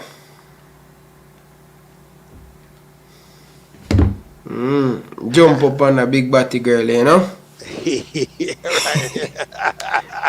See her face bright up over there. I'm reading the comment section. Them say I accuse you of having low T and what if terrible.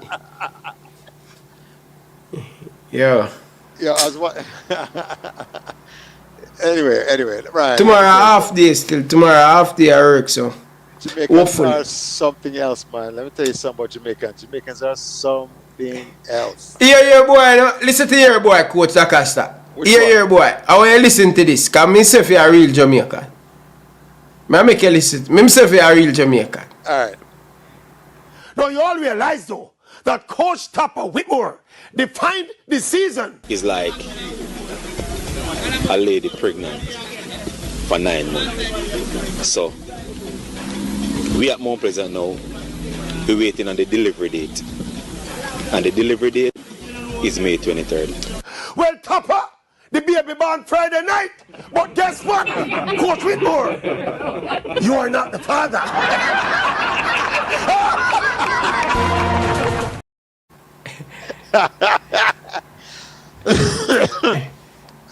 You understand that?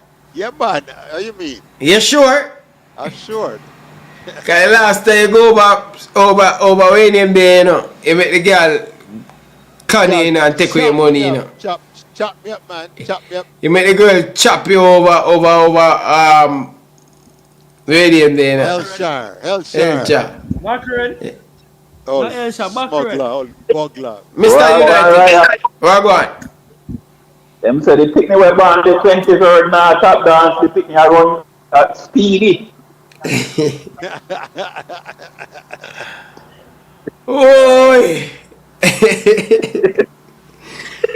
Yo! Boy, I tell you, Speedy, I'm a wicked boy, you know? Yo, I tell you about Speed. Them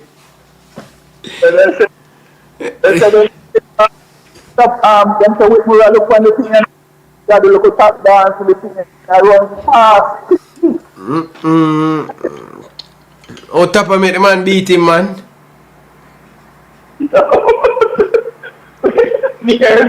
When the master interview, Tappa run in like one in the changing room and I lean to the left. Say, Eh? Tappa never did an interview after the game. In Paul. I'm going to change the room and stand up and say, yo, give me a look at you. I got me ask. Wow. Anyway, where I say Mr. United?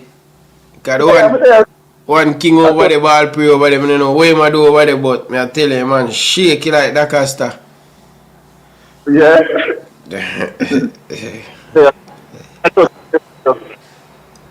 Boy, King. Tell no you come here hard the night when a boy. What that? When we call you, man. Boy, you know part of the corruption, man. You get mixed up in the corruption, man. I reason. Me don't know corruption, man. Because I say, me not that thing, but you look like you have some information and still don't wait for me. Yeah, man, because you know you mix up in the thing, man. You're gone in you get the Kool-Aid in it. You get the white fowl and the white Kool-Aid in it. Brian, from the roll and broke me, can't bring you, me no mix up in it. You sure? Positive. Touch yourself by your left face. See, man, a laugh. The man a laugh, big league. What you say, you don't mix up in the corruption? No, sir. Okay. No, sir, not my style, Brian. Okay. Not my style, man. But that's how it goes. Sometimes people, you know, can't speculate. Everybody have a mouth to talk. You know? But I saw it come, man. I touch base today and I bless you, man. Stay strong, man. And big up yourself, man. Yeah, man. Respect MG. Yeah, man. King, you're not in the show tonight, brother. But your King might gone, Yeah, I do a quick one, bro. I'm not doing a long one. You hear me? Yeah, bro, because I might bed more and going, brother. Yes, we can hear you. Yeah, well, why not talking with Kingy, man, boy? Yeah, King, me, I hear you. Yeah, Coach Fraud. You all have myself, Coach. Any Coach Fradiola. I want to take coach, because you Coach Fradiola, I'm mad out, you know. Listen. I send a big batty girl over there for Atlanta and the way they are feel. Send me the address, Coach Dacasta. Sure. Send nice big batty girl over there. Right. They make you feel nice in the night. Yeah.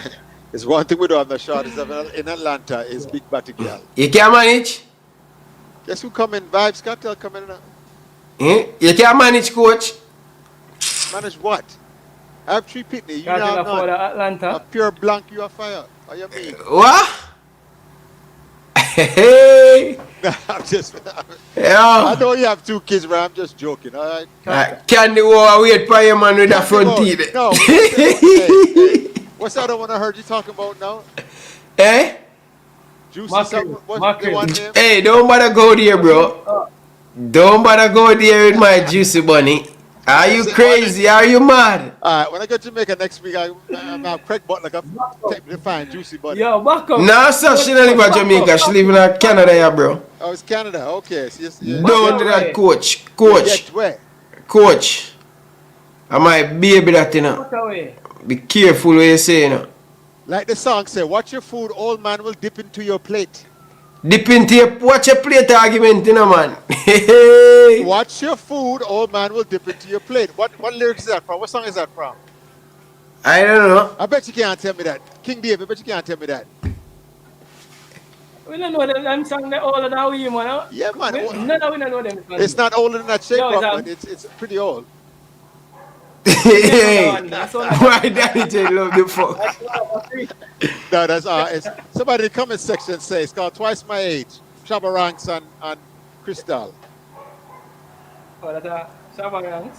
Yeah, Twice My Age. I said got lyrics, bro. Is the lyric the chorus go, I'm in love with a man nearly twice my age.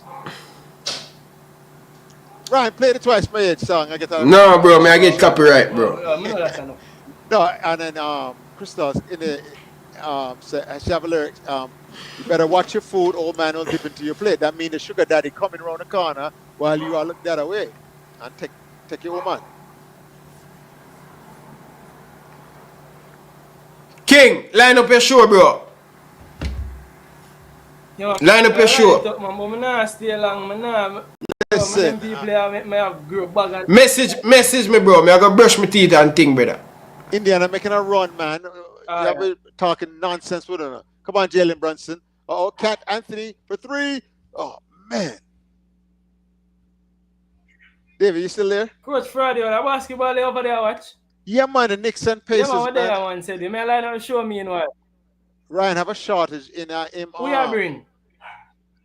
What happened now? I didn't hear you. Who you bring? What mean who you bring? What is that? What does that mean? Who you bringing? Who are your team? Who you bring? New York Knicks. I've been a Patrick Ewing fan. Patrick Ewing left Georgetown to New York. But you know, make a revoke your Jamaican. How you mean? Every Jamaican in America was a Patrick Ewing fan. From Georgetown to New York Knicks. How you mean? Why?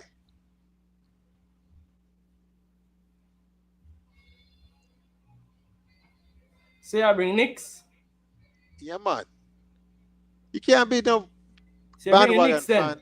Yeah, man. That was what the term means. I'm sorry, I misunderstood. Bring.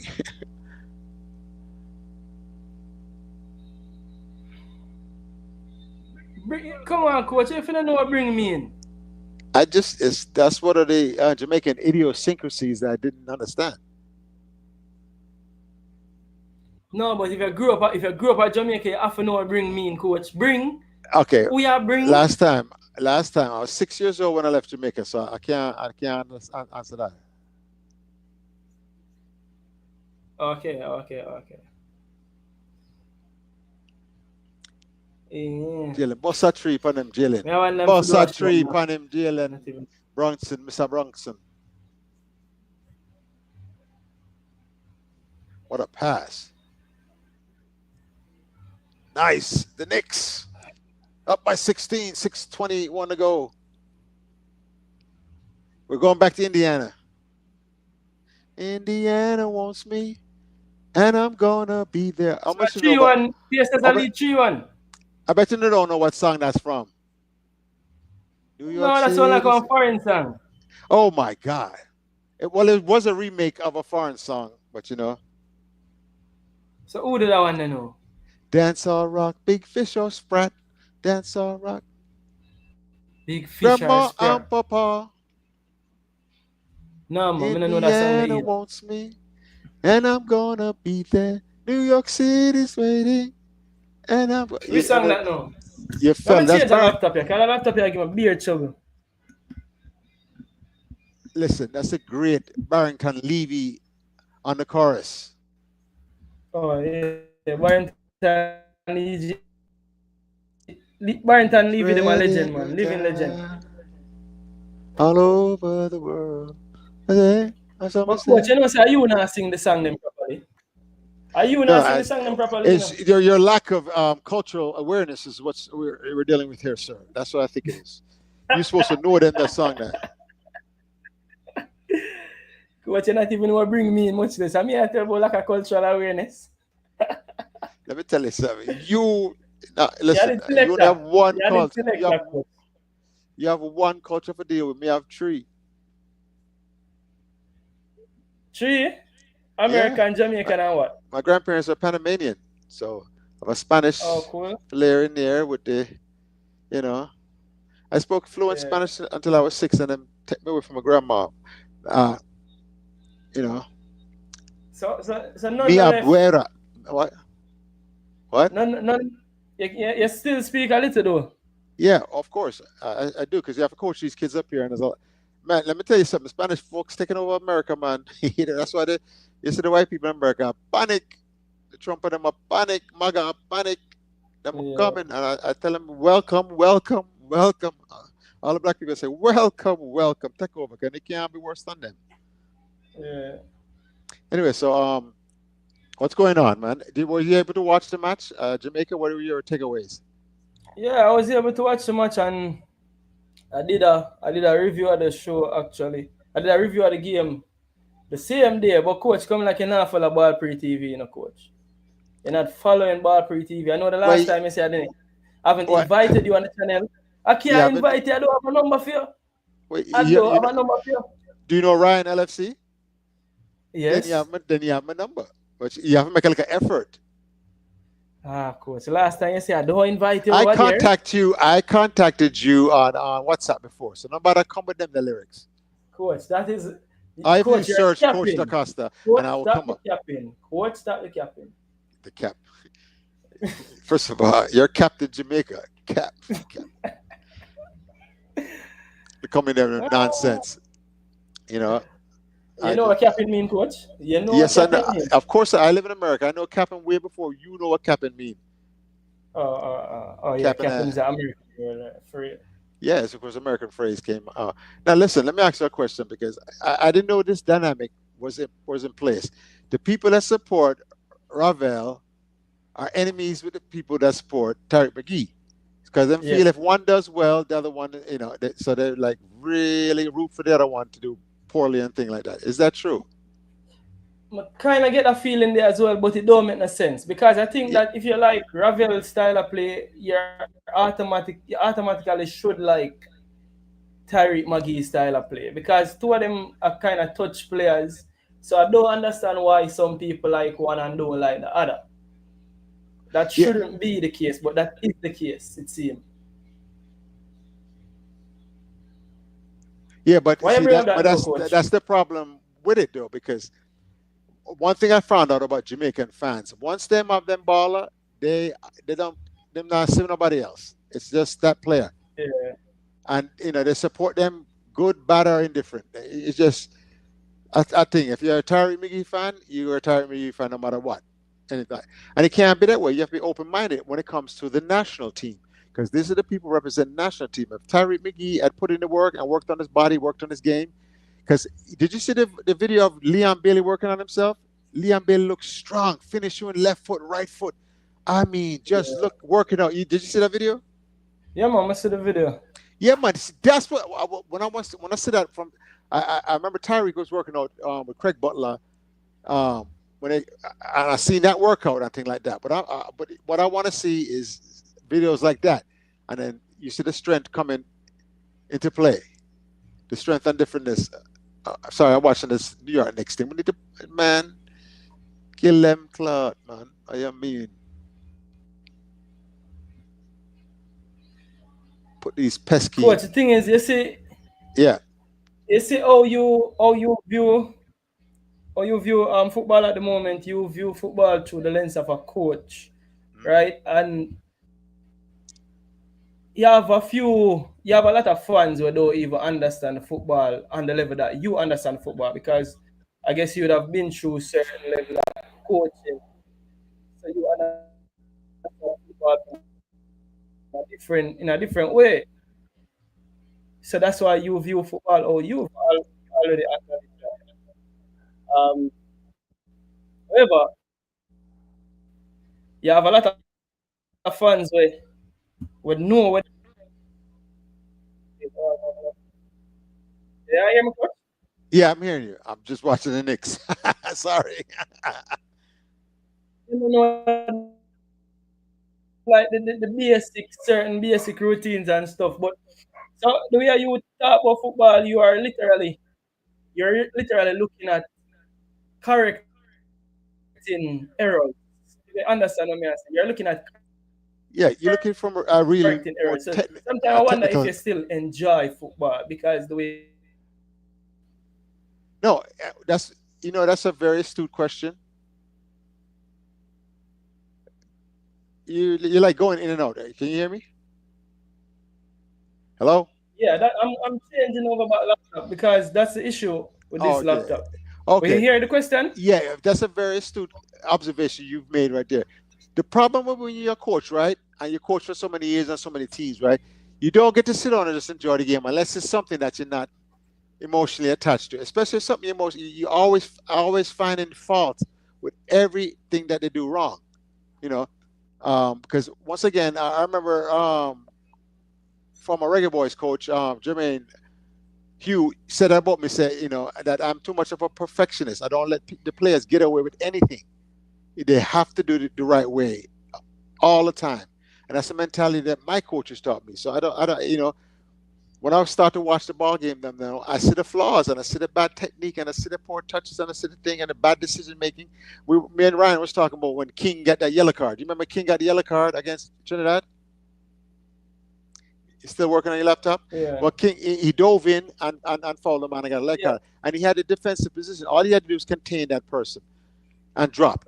And one of my coaching tenets is if you contain a counterattack by just dropping and contain them, 90% of the time they'll give you the ball back because they're too overzealous with the ball and just take too heavy a touch and things like that and too ambitious of a pass, and they'll give you the ball right back. But when you dive in now and you miss, problem no. You create more problems for yourself.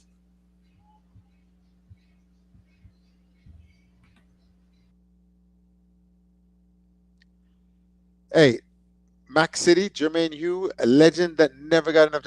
I agree with you 100%. Imagine a young 23, 24, 25-year-old Jermaine Hugh in the middle of this midfield for Jamaica, delivering balls to these wing forwards and wingers. Fear, what? Mash them up.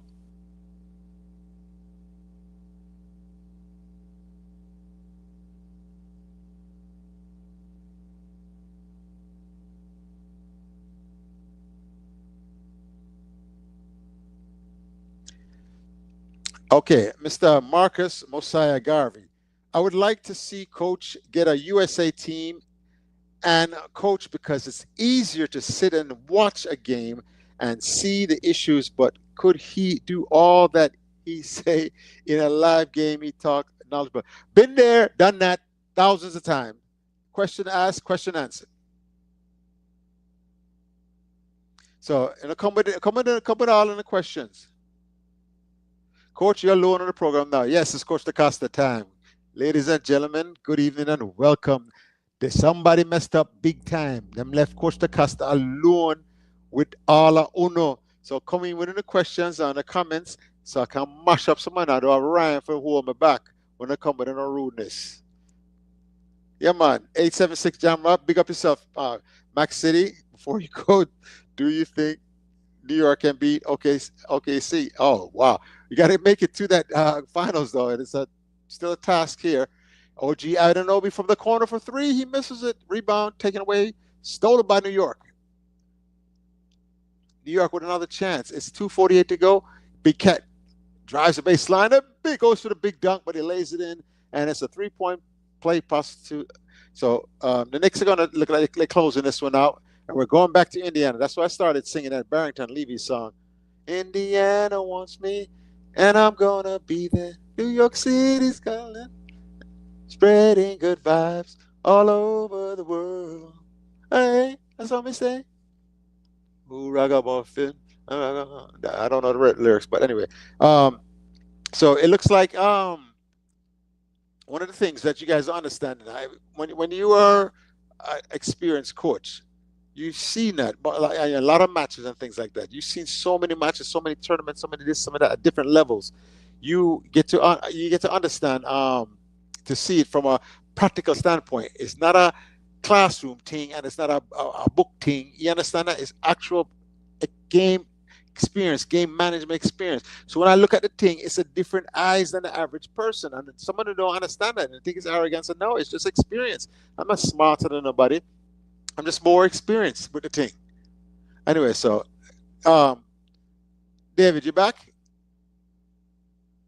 King David, you back? Can we hear you? Can you hear us? Because I'm about to change the topic to something else that don't have nothing to do with football.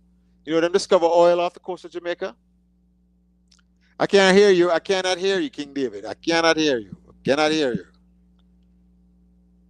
Anybody can hear King David?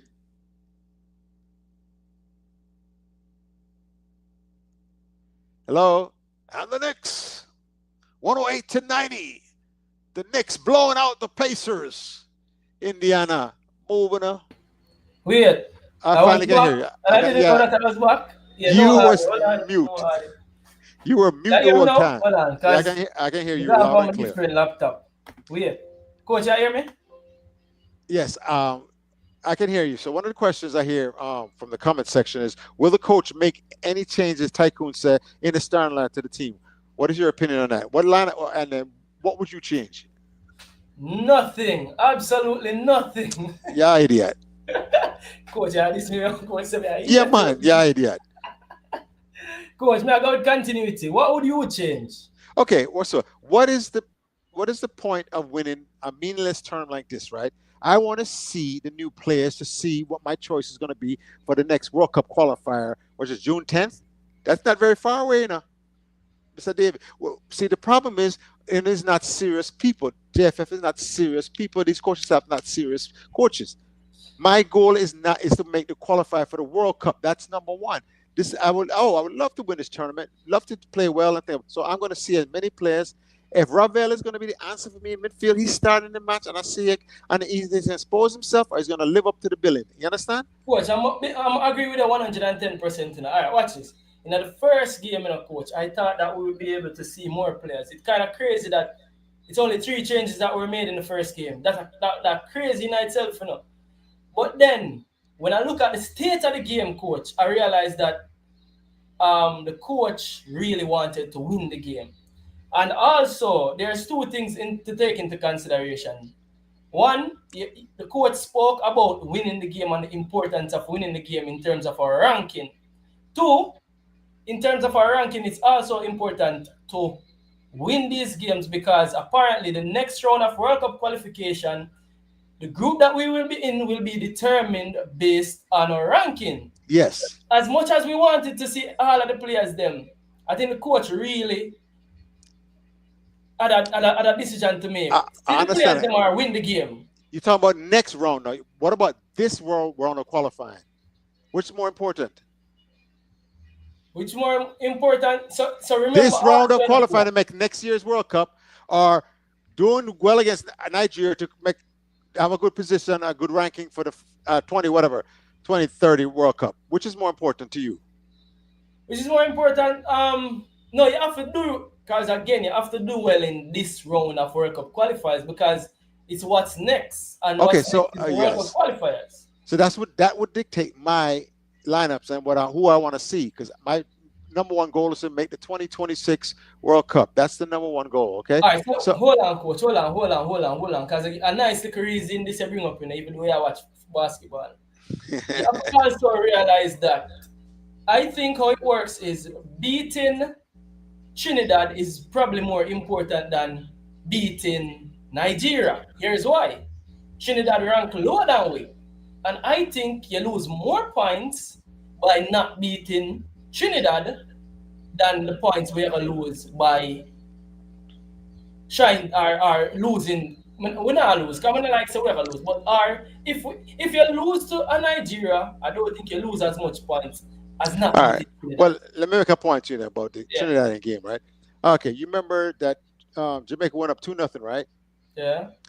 Do you know, out of coach's own mouth, him said they went from a 3-5-2 to a 4-3-3 in the second half. And then they scored 2 goals to equalize, right? Wait. Say that again. Who went from a 3-5-2?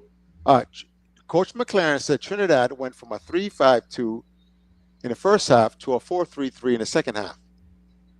No, I didn't hear that, because what he said is that he expected them to play in a 3-5-2, which they didn't. Yeah, but I'm just that's what he said at the press conference. I'm just going off what he says. That's ancillary. That's ancillary to the point, meaning that what were your tactical counters to their switch in formation or what have they switched? You understand that? What was your answer? That's the question I was saying. What did you instruct your team to do? And if you did nothing, we just say the same. You saw the difference in the match, right? In the second half and things like that. And I wanted a deeper understanding of why we're not tactically able to make switches and do certain things. I know it's a new team and new players or whatever, but you're a modern ball club, man, professional club. You should be able to make all kind of different things and, kind of different changes and switches and things like if you see something not working. So, that's my question to you was, why wasn't our coaching staff making it? And why did he go up in the stands? Anybody got to the bottom of that? No. That was very interesting why he was in the stands. Oh, wait.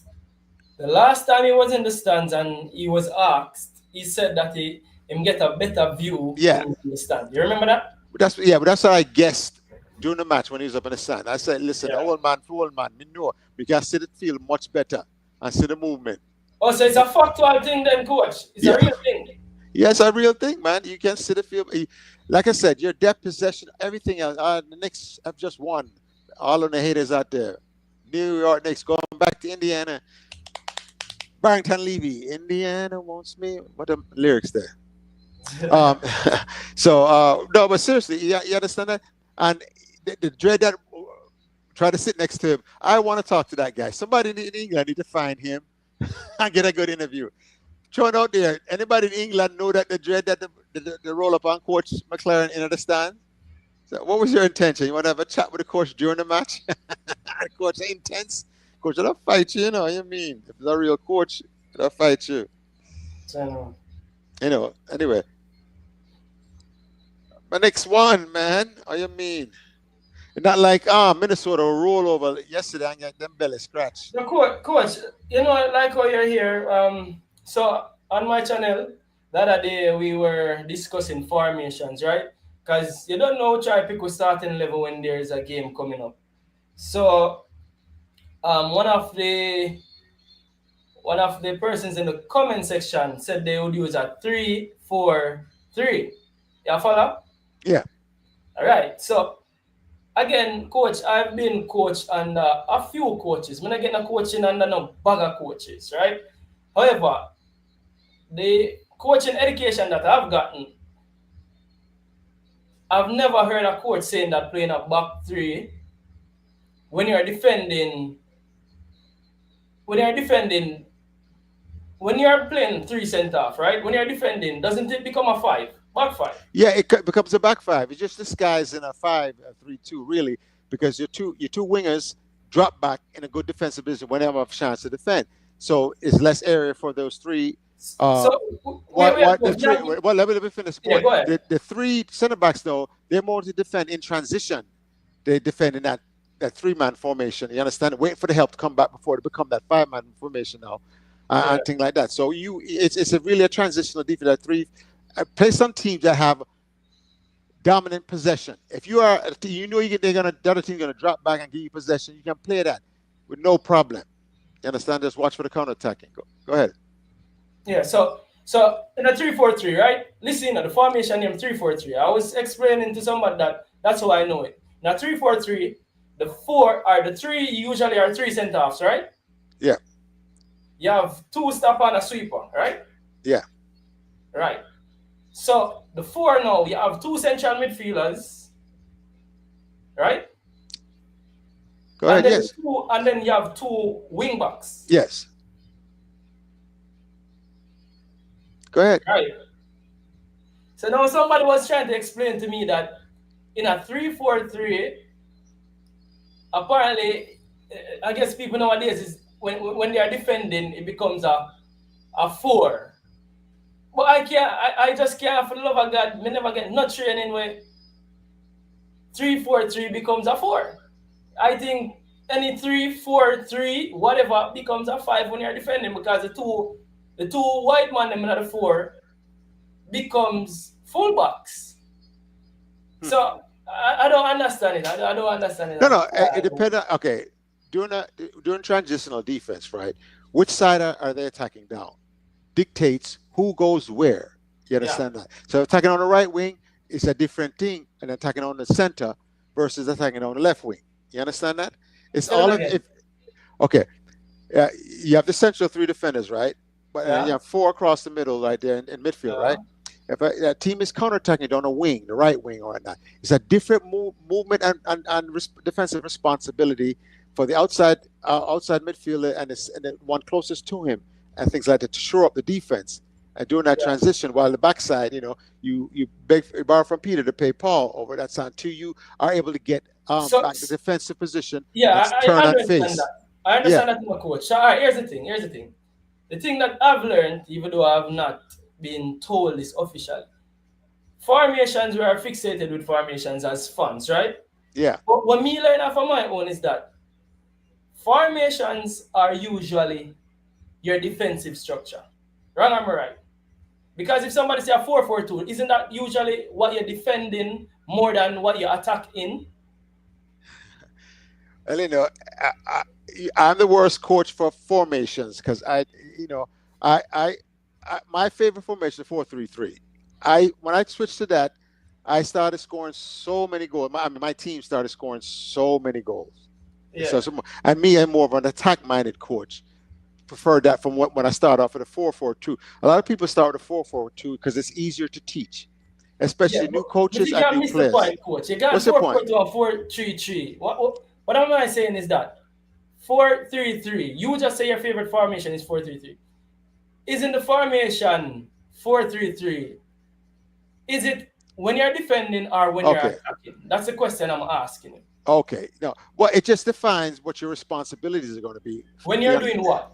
Attacking. If you're defending, and attacking, both. You transition. It's a transitional sport, you know.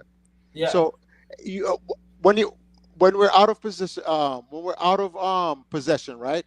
We're very close and compact right now, right? If say it's a 4-4-2, right? So everybody's tight. And the moment we win the ball, all of a sudden. So you're actually right. We go from a defensive formation. We open up like an umbrella and get the space to possess the ball and keep the ball and things like that. So you are right. I never thought about it that way, but you are right. It's more of a defensive thing to start off because when I played a 4-4-2, we start off a 4-4-2, but we would morph into whatever needed to counter whatever the opponent was doing. So we never stayed in that meaning that say we're at a 4-4-2 and then we need help in the midfield. All of a sudden, one of those center backs goes up into the midfield to add to the midfield. You understand? Because here's the thing that I've studied, right? Since watching Liverpool closely, I started studying like defending and especially Van Dijk. Van Dijk made me love study the art of defending. So when I started studying defending, what I realized is that you'll hear about the two banks of fours, especially when you're defending. You can clearly see a two banks of fours. But remember again, you're so fluid when you're attacking because guess what? When you're attacking now, your wing back them gone up. So most people are attack with 5. So I remember Mikel Arteta saying, the reporter asked him about the formation and him said, today we had 52 different formations. I don't know if you heard that. I remember him saying that. So he was saying today we were in 52 different formations, which means that he's throwing formation out the door. But no, it's morphing into what the attacking team is doing to them. They morph into that and then morph into when they get possession now, what the team is allowing them, because you take what your opponent gives you, take what the defense gives you, and try to attack on their weaknesses that they left open for you. So for his statement of 52, in attacking, but guess what? So hold on, coach. You say football one say from King's Speak I can see that he will be most likely a defensive coach. And Andre G. Williams said 2 banks of 4.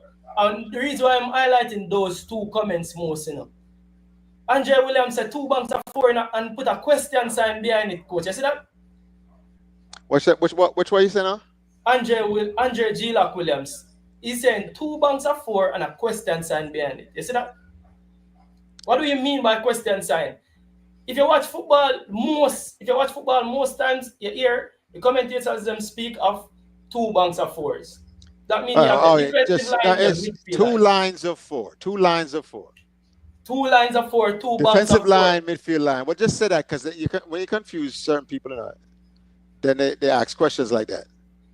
Yeah, but I think it's something that said so much time. When you're watching football, you hear, you can clearly see the 2 banks of 4 them defined, or 2 blocks of 4, no matter how you want to put it. But you're right. That is where most teams defend in a 4-4-2. Most teams defend in a 4-4-2, Most teams. I remember Tata Martino when he came here to Atlanta and he took over Atlanta United, and he had 2 center backs, Jeff Lorenowitz and I forget the other player name.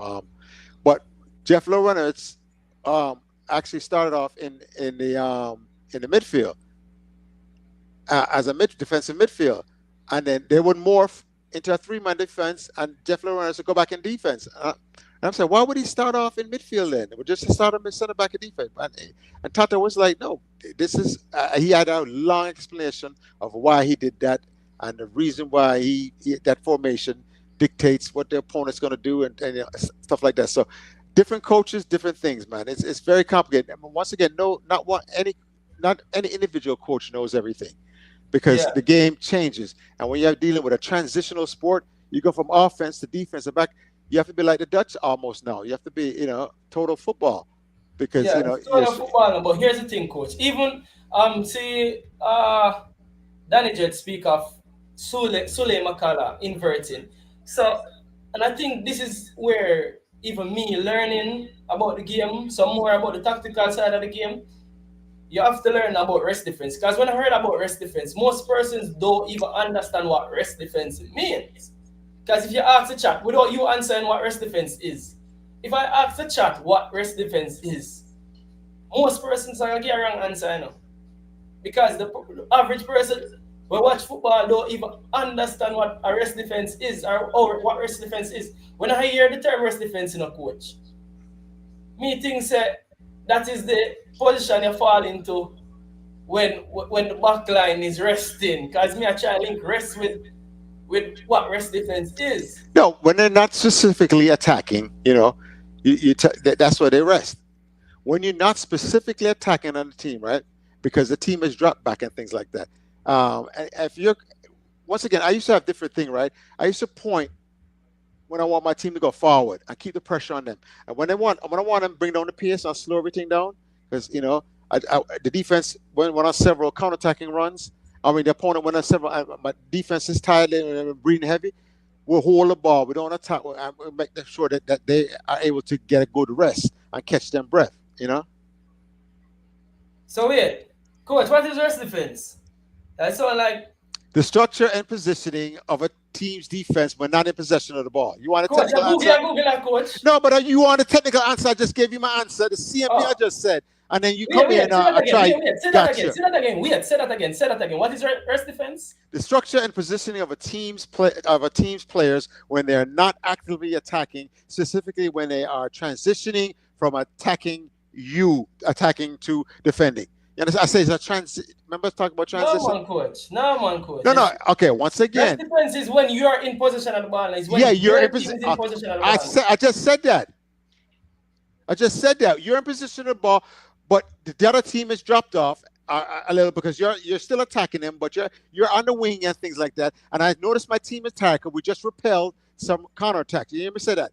When we said and they were tired and breathing heavy, we knocked the ball on the side here. No. Rest defense have nothing to do with that, coach. Yes, it does. But you know more than that. Nothing to do with that. It's Alin. I hear a conversation. I'm bring it up. Don't think me ignore your comments, right?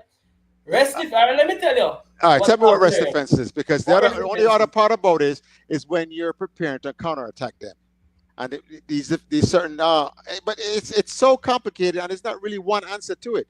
Depending on what you as a coach want to use, how you stick those minutes of rest to take away, make sure that your team is able to close out the last couple minutes there of a match with that strong team defense where you work with each other. You make sure you have strong legs and good fitness and things like that.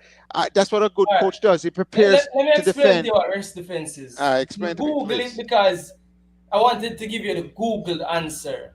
And this is the thing. It says, in football, rest defense refers to the positioning and defensive actions of players who are not directly involved in the attack when their team has possession of the ball. So that's what I said. Coach. Did I say that or not? Coach, you know so like I said so. Okay, I'm going to read it verbatim again. The structure and positioning of no, but listen, I'm not an idiot. I want to make sure. One of the things is, you know, I'm a lot older than you. You understand that? So I don't have the brain cells to work on memorizing certain things. You understand? When you said that, I had a understanding what it is. What I use it for is the word. The answer is in the word rest defense. What does that tell you you're doing? The answer is not really in the word. That's the thing what I'm no. to say. So the difference is the structure and positioning of a team's players when they are not actively attacking, specifically when they are transitioning from attacking to defending. So it's about securing the defensive areas and preparing counter press after losing possession. So the rest defense have a lot to do with protecting your attack. So you have something in protecting your attack. How do you protect your attack? How do you protect the other team from countering on you? So, example, City will play a back four, right? have a left back, right back, two centre backs. Then City will invert. On the ball, they'll invert. Say Rico Lewis is playing right back. They'll invert Rico Lewis into midfield as a central midfield. And end up their rest defense now becomes a back three. Because what happens is that the left back becomes a centre half and them end up in a back three as their rest defense. And them three man they basically So you'd say a protect team. the attack. So you'd say a team taking a corner kick can be in a rest defense. Yes. Yes, exactly. You still have to. Yeah. You know, you're preparing by taking the positioning, defensive position, in case they get the half clearance or whatever, or they keep a grabs in and tries a long throw out and things like your defense was in a rest, taking up the positioning to be able to counter whatever attack that's coming. Yeah, well, I think they use the term more in when you're in possession, when the ball is in play. But here's the thing, though, coach. Go ahead, King. I have to do one thing. Yeah, I think the issue with this is the new word in them. The new word in them with the new words, and it kind of threw off everybody. But yeah, so Issa Allen here. I don't know if coach really made the case for you or me, but I wonder if it's too late for actually call a coach or call a coach, because I really never wanted to do any show today. But yeah, big up everybody in the comment section. Get a force. Coach is saying the same thing, Rasta. Andre G. Lock. That year it was hard to figure out city formation. Yeah. An argument about football semantics. Yeah, I guess that it reached really and truly. I guess the new word in them and the semantics around football where them number 6 and people say number 6 is not CDM and blah blah blah. So I really they say it come down to. Should I really do a show people or should I go to sleep? It's 10 o'clock. I can't take when I do the show them now. Rock off in town, I'm not getting enough rest. I'm do a show me I probably do 45 minutes. I really just talk about a few talking points. If my day I try make up my mind, should I do a show or should I not do a show? But Man United fan from Beckham says rest defense is too risky. I don't understand what you mean by rest defense is too risky. Every team have rest defense, Every team have rest defense. Man United from Beckham. As Brazilina said, it's football semantics. And Brazilina, I'm not see over a show in Brazilina. I don't think I've ever seen you over the show. None at all. What go on, Brazilina? No say subscribe still, but I don't see over a show none at all. Easy me. And I'm for do a show tonight for real. All right. I'm back now. What's going on? Yeah, Brazilina said an argument about football semantics, and I think really that it come down to It is because I give you a real world practical. When I was coaching this team, right, it was a high school team. This is have to be 20 years ago. I was coaching this high school team, and I remember our opponent left it was a corner kick, right? They had a corner kick. During a corner kick, they normally say, look, a shot man them back to defense, right? And the two center backs come up, everybody that's good at heading come up into challenge for the corner kick, especially the chasing the goal. And left two people up there, right? One of the things I used to do, those two players now have to do your term, right? Rest defense, right? They're not actively involved in the play. They're taking the corner kick, attacking us, and leave two players back to defend. Counter attack. They're not actively involved. They're standing around. They're resting, right? I used to take advantage of that I will release both my wingers on the kick. You only can do that if you have a long, strong, reliable goalkeeper that'll come and get them ball. And once I seen that their corner kick taker was a consistent corner kick taker, right? Float a nice, beautiful ball across. I said I would activate what we call 4 high. And I sent both our wingers prematurely high before the kick even take. You understand? Taking a big gamble. But when my keeper grabbed the ball now, right, guess what? And outlet it long to one of them, and we have 4v2 counterattack going on because the lacks in the rest defense. That's why I have a little at least 3 people back, one a little higher in case of the half clearance or whatever on top of the area coming back in and things like that. So that's a practical use if somebody's rest defending against a corner kick, or you can counter them. Yeah. And the same thing now with football. When I see a team rest defending, right, and things like that, they're back there, they have 3 people back and things like that. I attack one wing knowing that we want to send our fastest guy up the other wing. Because one of the things they do, they play trap, right? Offside trap. And we just want to draw them off. But the idea, we think we're going this side. Meantime, when we did knocking the ball around on the left wing, our fastest guy is running, making a run towards the right wing. And our job is to drop it and send him through and beat the trap. Try to get him while he's still on our side of the field and things like that. These are the tactics that when you use a term like that it's all is starting to come back to me now, as far as in my mind, of how we used to play against things like that and the terminology used. So it is, so go ahead with the show, man, because I think I done talk with that. Yeah, man, I just really those things. As I said, these are the things when I learn, because again, I'm a student of the game. Okay. I'm a student of the game, and as I'm learning, again, the game is becoming a lot flexible. The game is becoming a lot flexible. So yeah, I think I'm gonna do a show. Probably just do it for. Well, listen. One of the things you should do as you learn this game is because you have to actually coach a team. How old is your son? He's 4, but here's the thing, and that's a good thing that you brought up. Like, I have my experience with under 9s and under 11s when I was in Florida, and that, may I tell you, say, even coaching just under 9s and under 11s, woo, people would like no. Some headache will come with those things just by picking a team. Like, I remember picking a team, and I'm like, oh, me gonna leave out, and I'm under 9s, Like you have to make up your mind who you have to leave out, and you're like, hold on there. This is development, but I wanted to win because I wanted to prove so much. Because again, what I'm coach, I brought up something. I'm a black man, and we were the only black man there. It was me and my brother. So I'm like, yo, we have to win because you know how it is, coach. You know how it is. It was like Daniel in the Lions then. May I tell you, we were the only people of color there. So we had to do good. And it was like, all right, how do we pick a team to win, even though we are trying to develop them at under 8, under 9, under 11. And some decision making that you have to make at that level. I'm like, wow, just imagine if it was a senior level.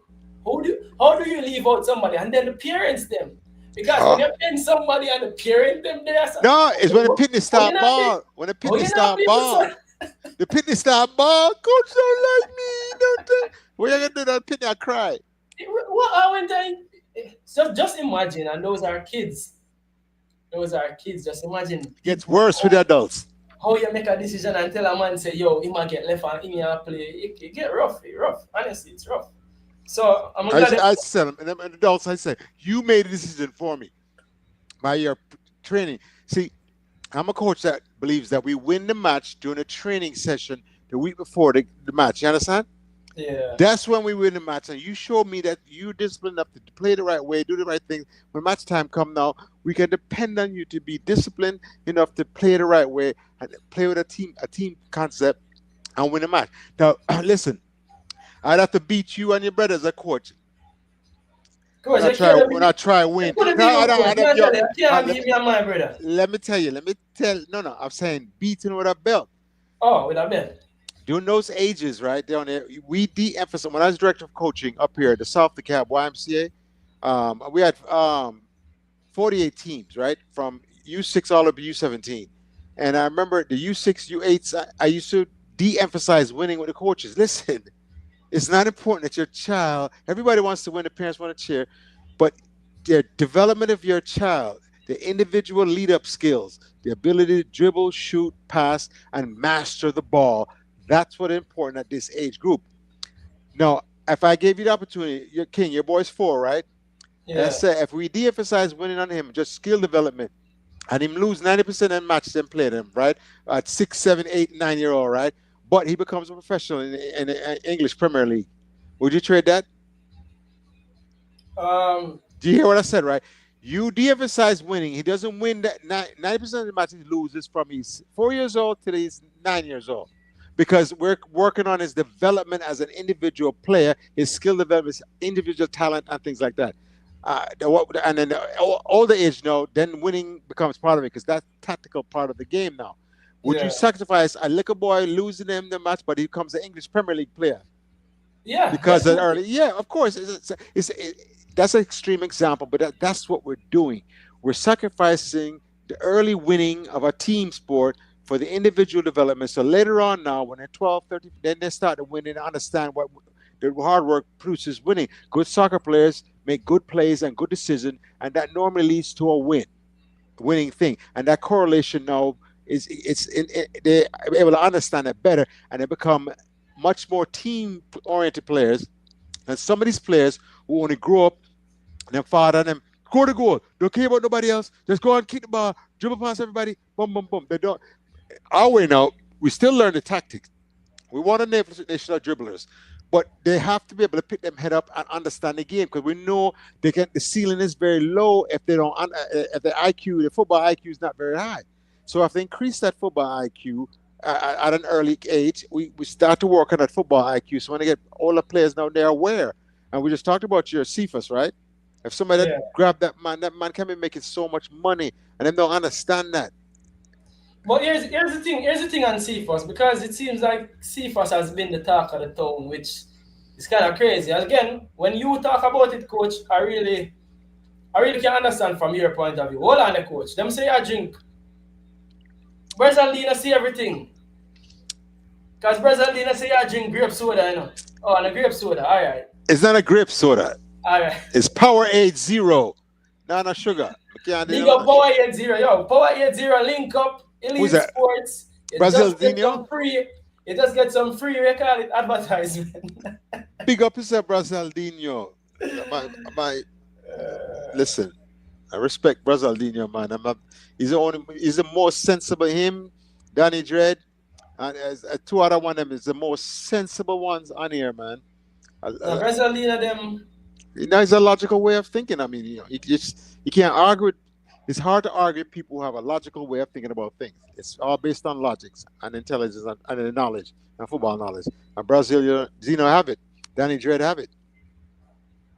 Yeah, definitely.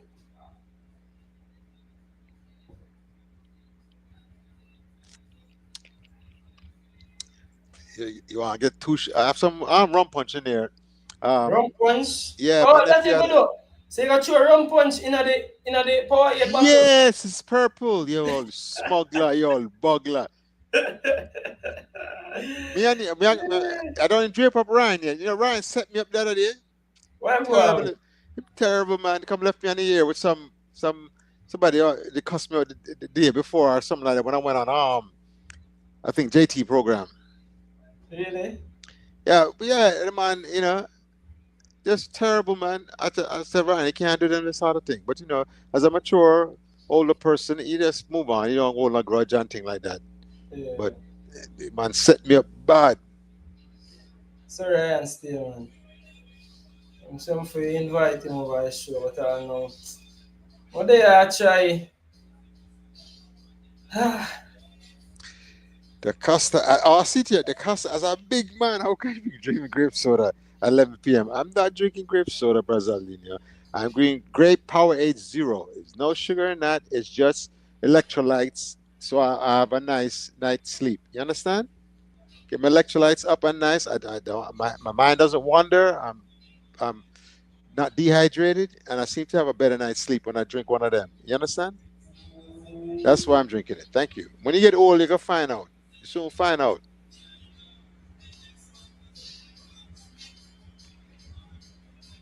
What are you doing over there, Mr. David? Me I try to build a thumbnail because I say me that do like 45 minutes, but I still a contemplate, coach, because this thing can burn you out, man. I tell you, this YouTube thing. It's not easy. I know Ryan, them a real legend, man. Ryan, real legend. I tell you, like, my eyes them. I think something like, you know, the bag them, I grew up my eye them.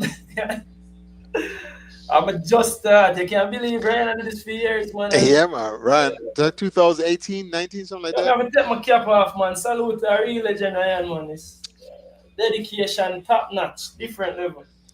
No lies, man. Okay. No lies. Jason Guna say a purple Kool-Aid me I drink. Yeah, man.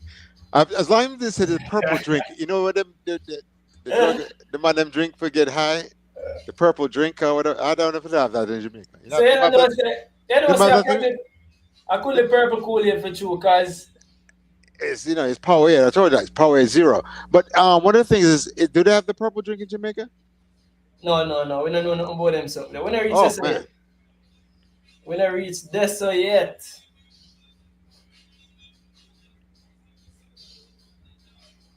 When I reach this yet, coach.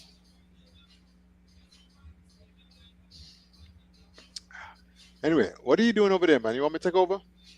Yeah. Go on, take over, because me go on, Chippy. Me I try to create a...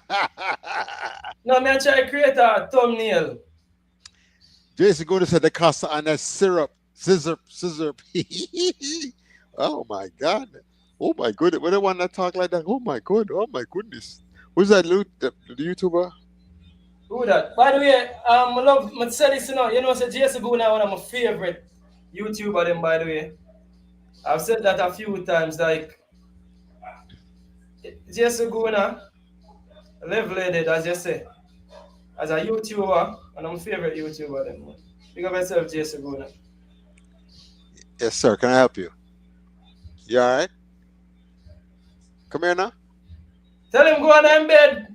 Well, he just graduated from elementary school. He's now going on to middle school next year, and I'm down to school tomorrow. Come in here, boy. Come here. Him know about football. Hear me. Hold on. What go on? Say what? Say hi to everybody out there. Him understand what go on mean? Him say no, him not understand what go on mean. You're dealing with an American boy. John was that. John. Fully Americanized. So you teach him what go on mean? You know what Wagwan. You have a Jamaican mother. Let me know what Wagwan. You know, it's time I cuss too bad word.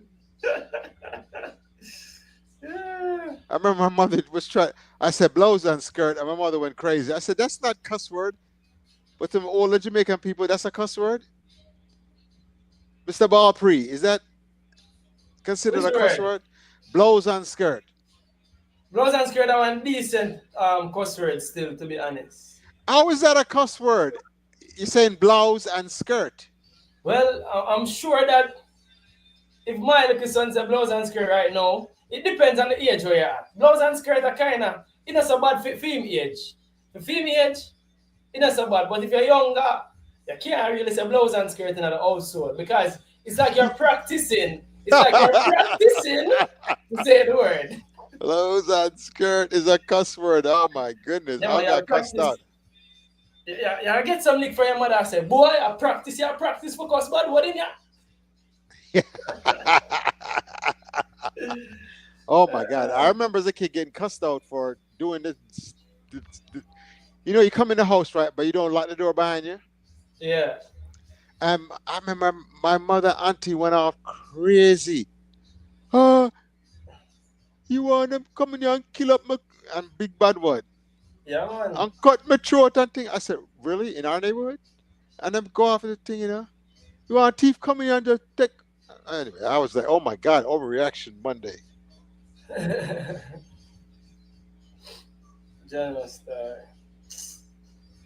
What does this mean right here? Wait, did I say your chip too clot?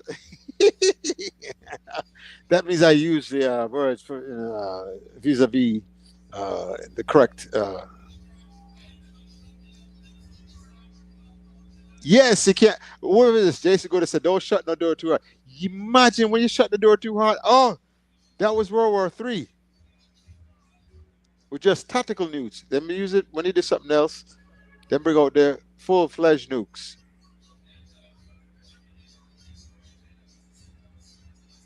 It said blouse, not blow and skirt. Brazilian is blouse, like a woman's shirt. When they saw a pretty woman in Jamaica, it was explained to me back in the day. They said blouse and skirt for all the man if turn and take a look at the pretty woman. You heard that print, David? Yeah, blouse and skirt and blow. And then this is how it works, coach. So you start a blouse and skirt, then you go to blow, then you go to blouse neat. You see when you go to blouse neat, you know say you really want reach work. I almost call you Ryan. I that's my mistake because you still have hair. That's all right, I know Ryan. That's all right. I tell Ryan him can't be the leader no more. You know why? What man? I told him he can't be the leader no more because Jah would never get the power to a ball head. They say man for grew and natty. Run, come, crucified, dread. Yeah, we know that one there. The first song we know. Coach, you did selector? What happened now? You were a selector? No, I'm not a damn selector. I'm when I went to Jamaica, this is music I heard. And when I went to my first reggae Sunsplash, I was like 18, 19. And I went with my sister and her friends. And one of her friends' father was like a assistant superintendent at Montego Bay Police. You listen to me? Yeah, I'm hearing you. So we got to go in and go backstage and go all over the place and things like that. And all the police and nobody touched us because they knew who we were. They knew who he was with him and things like that. And I understood the meaning of Reggae Sunsplash. Do you know what the meaning of Reggae Sunsplash means? No. Oh, wow. School time. No. Reggae Sunsplash is just no, I know the meaning. I experienced it. I experienced it. So the damn concert I didn't know it's all night the thing go. And then here come, what is it, 6 a.m., 7 a.m., right? We're in Montego Bay, and where the concert venue was, right? There's some mountains off there. And the sun come up over the mountain, and while the artists, it just splashed sun all over the valley. We was like, whoa. So it went from like night to dark, just like that. And that's where Reggae Sunsplash came from. It splashed sunlight all over the valley while the number one artist on the island was performing. Really? Yes, that's where it come from, Reggae Sunsplash. I did not know that. I actually experienced that. And I saw that because, you see, it's like dark, right? But it's not like pitch black, but it's dark. And all of a sudden, boom. Big bright sunlight. That's deep, coach. That's deep. Yeah, man. I'm sure a lot of people don't know that in the comment section. Anybody didn't know that in the comment section? But the only thing is that Reggae Sunsplash stopped keep. What's that now? The only thing is that they stopped keeping Reggae Sunsplash. It stopped keeping. Yeah, it stopped keeping. But it was, remember, this is back in when I was 19. I told you that, right? You forget that, right? Okay. So I was in college. I remember. Wait, those time. It was in Montego Bay. Sunsplash and you had Sunfest as well? Yeah, it's Sunfest and another one. It's another one they had. Try to compete with it. You have Sunsplash and you had Sunfest as well those times? Sunfest and was another one. Sunsplash was the number one, right? And you had Sunfest after that. These other ones started coming along to compete with it. And as a promoter thing. And if you're the promoter and you secure the top artist of that year, all of a sudden now, the top, because remember, Reggae Sunsplash, the top reggae artists would the one to go on last after while the sun's splashing. You understand? Yeah. They get that honor and privilege. They come on last. And Bob Marley been that, King Yellowman, what was it? Was it Shabba? I think it was Shabba that time. But you understand the idea, whoever the top artist in that year was, they came on last. Wait, so somebody says Sunsplash became Sunfest. That's what I'm trying to figure out. Did Sunsplash become Sunfest, or was it a total different show? I don't know because I stopped. I'm asking you, but then you had Sunsplash and Sunfest. I thought we had both of them at the same time. Because I remember this heard Sunfest, and it was another one. I can't remember the name of that tournament, that festival. I think you have one that DJ Khaled did come. No, that's too no. DJ Khaled with him born. What you talk about? No man, they did have one clash, one of them where people used to come clash. Oh, Sound Clash? Yeah man, on clash with sound. I remember Sound But Clash it was between. like sun and a sun splash like Listen, Sunfest. But they have another one. we had Sound Clash, and I remember the famous. Fully loaded. Jason, yeah, well, that's what I'm telling you. Jason Guna and them man near Mr. Information. Jason Guna know me at that one. Coach, you don't know them, show them, man. No, Of course, I don't know. I don't live in Jamaica. I was just there for some. But you have to know fully loaded, coach. You have to know fully loaded. All right, listen. Calm down with it. Because you remember Sound Clash? I remember Ninja Man versus Shabba. Yeah, Sound Clash days they did it, but fully loaded was. No man, Ninja Man come out and a lick Shabba, but I sang them then, and then Shabba come out, Ninja Bow, Ninja Bow, Ninja Bow, Ninja Bow. Sting at that one, Sting? And Sting? This is Sound Clash, and they're supposed to take a turn. Wait. Sound Clash where? What was the show them a clash on? I don't remember. You're talking 20, 30 years ago. What are you talking about, man? Stop it. Come on, coach. Come on. It's a long time ago, man. Some of them are probably better than that. I remember that the Sound Clash, and I remember Ninja Man came out first and did a few sets, like 3 or 4 songs, and it was Shabba turn now. And Shabba, Shabba came out and I go into the market, and I go into the square. I sting at that, coach. Listen, it was Sound Clash. It was a tape. It was a VHS tape. Oh, that's tape. Sound Clash instead of Sound Clash. The VHS tape. You got on YouTube now. You can find it on YouTube. And then So Shabba used to always come up with that same song. And not going to the player, I'm going whatever. Then it came up with that, and then him said, Ninja Bow, Ninja Bow, Ninja Bow. And then of course back then that was the biggest insult you got said to our next man. That is a bow cat. And next Ninja come back and hold on, Ninja come back in and then mash and then kill there's a song Ninja Man dude. Murder them, murder them. Murder them. Yeah, man, come out and murder Shabba. Everybody said. Yeah. You could be right. It could be Sting. You are talking about. It could be Sting, but I just don't remember. It's such a long time ago. I mean. But we used to get them to tape them, watch them fervently on the damn internet. I'm not sure we are live here. Those were the days. But the man them start fight at the stage show them, and that me never like. Yeah, because I remember physically. I remember the soldiers actually literally like off shot. And nobody complained. You understand? When the big tune come on, the big man take the stage, all you hear the soldiers them shot like on a police let off them shot. Tap, tap, tap. Salute them. That's when Yeah. Oh man, that was the best time though, the best music, man. How you mean?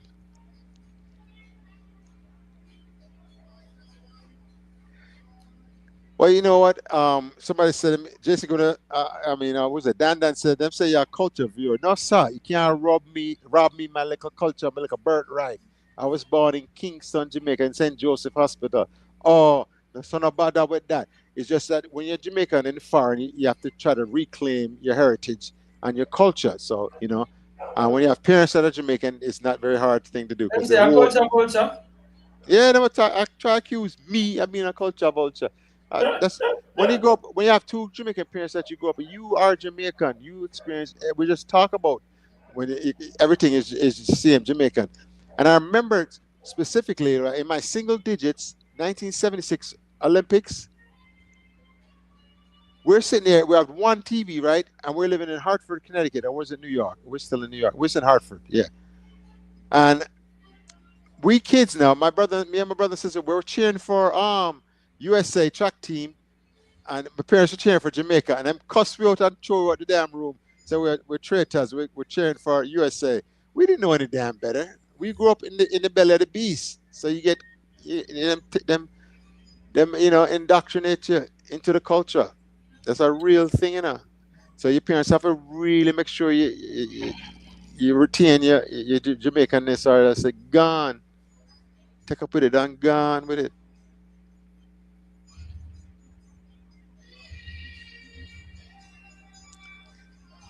Okay, what does that mean? The Costa them say you're the DJ Khaled of coaching in Jamaica. What does that mean? I would like an explanation. That must be a good thing. When fully loaded, a dub, a play, beer, shatter bus. Yeah? Jason Guna? Sting was fun but dangerous. Living dangerously. Too dangerous for me. Who sing that? Who sing that? Barrington Levy and who? I had a rumor last night. Who sing that song then? I'm trying to remember. The chat section will know better than that.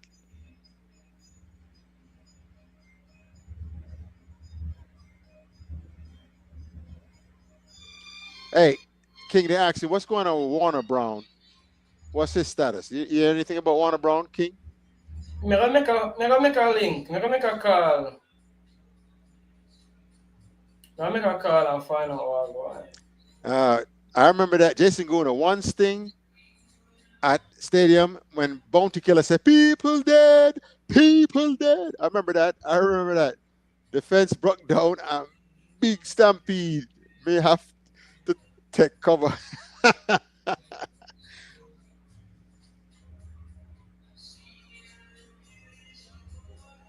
No, when I was born in St. Joseph Hospital, Mr. L. Granjero, we lived in the Harborview and Caribbean Terrace. I remember this how long ago this was.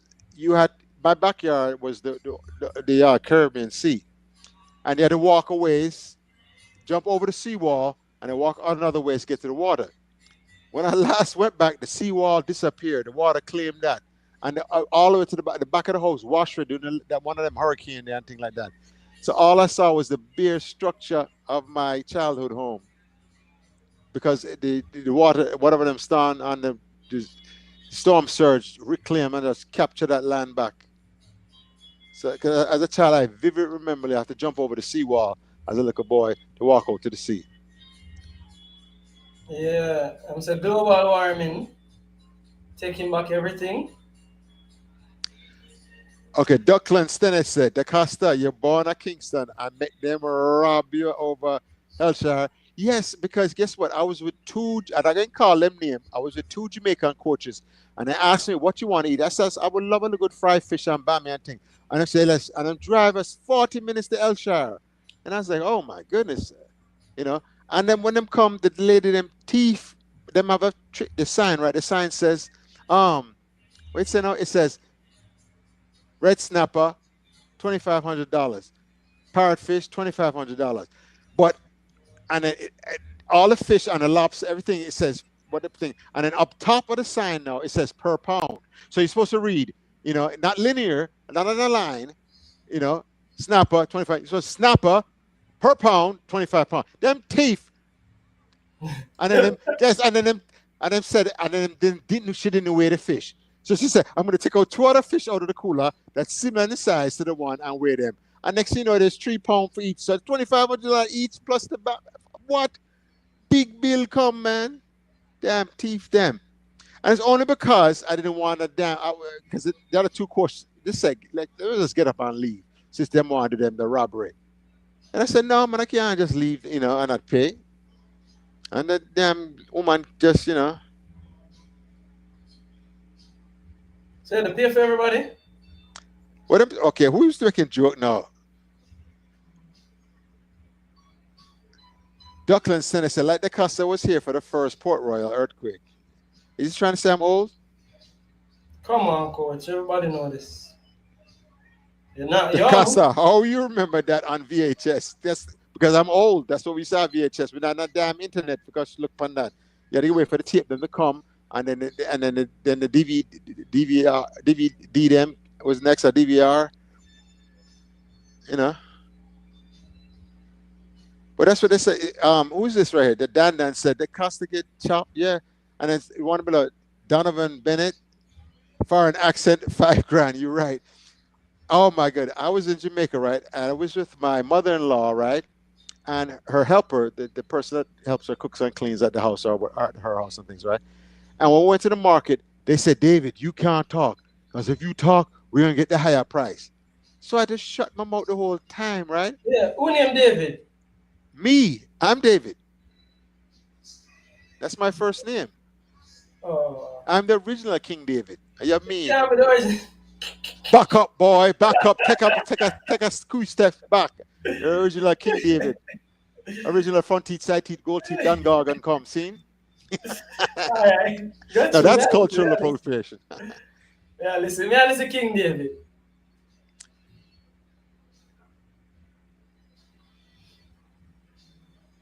Okay, yeah, well, okay. So, what am I? That you remember VHS foreign accent first. So on the way back home now, right? They said, what do you want to eat? I said, I want a pan chicken, right? Because there's one man, the one they call the pan man. I mean, he really seasons up. When I take the chicken out of the thing, right? May I watch him? Enough scallion and just real seasoning on that damn thing and put it on the grill. And then right? And then I still don't say a word, I'm just standing there. And then I said, I saw the lady next to him. I said, oh, you got soup? My mother-in-law physically hit me. David, you're not watching me now. My mother-in-law physically hit me. Shut your mouth. Okay, we going to get the higher price. Guess what happened? We got the higher price. I can't believe this damn. That's how that worked, man. But there's no place like Jamaica. Love it, man. I'm more than traded for the world. What do you mean? The cost of prediction. Max City won a prediction for Saturday's game and the UCL final and the Unity Cup final. Okay, what time? I know. What time is the UCL final? 2 o'clock. 2 o'clock. So Yeah. isn't what time? That's why Jamaica won at 11 o'clock. Yeah, that's why we're playing early. Because I was wondering the same thing as well. I know they couldn't play. Why didn't they play the Unity Cup on Sunday? I mean, why not? No, it's fine. I think it's perfect. You have to get up on, or whatever. Coach, it's like a regular weekend where I get up and watch Premier League by 11. And then I know. Okay, I understand that, but you have to. Come on, Coach. Come on, No. You get a larger audience if you play the match at 8 p.m. England time. You get a larger, more people, more the world is up. Do you understand that? Yeah, I understand that. Okay. Now it's just that they found out when they do the Olympics, especially for the American broadcast audience, which are the ones that have the most money and buy the most products when advertisers want. Those advertisers want those American eyes on the Olympic Games and things like that. So that's why they try to do that thing. But who you have in the UCL final? I have no dog in that race, dog in that fight. So it's so ironic. I want PSG win, and solely because PSG beat my team. So when I was growing up, Coach, when I was growing up, any team would beat my team, I didn't want them lose. But then I get to the all I got, I start appreciate teams where I feel like never rub out my team. So PSG beat my team, which is Liverpool, and I think them deserve to go on and actually win a Champions League. I was against the quote-unquote Isle team, them winning, but City done win it already, so PSG turn, and I think PSG is actually the best team in this year competition, and I really want the best team to go on. Okay, so what's the score? My score prediction, I think it's going to be a 2-1.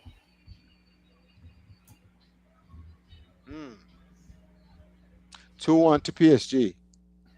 Yeah. Don't you find it peculiar that they take one of the best players in the world, Kylian Mbappe, from that team, right? And they become a better team rather than dependent on singular stars for success. That's what football is. That's how football is. I agree. But to show the dynamic that them PSG, this big. Remember they had the big three, right? Yeah, Messi, Neymar, Mbappe. That's crazy. Yeah, and They didn't do it, right? But that shows you that if you become a team, you're a much better chance of success as far as long-term success and winning. When you're not dependent on one person, you're dependent on a system of play and a style, and that's what we want for Jamaica. We don't want to be dependent on a Cephas or Leon Bailey or anybody else. We want to have a nice system of play that creates chances for lots of people, left winger, right winger, forwards, midfielders coming through, chance on goal to be successful. Those are the teams that are difficult to stop, and those are the type of teams that have success. You know,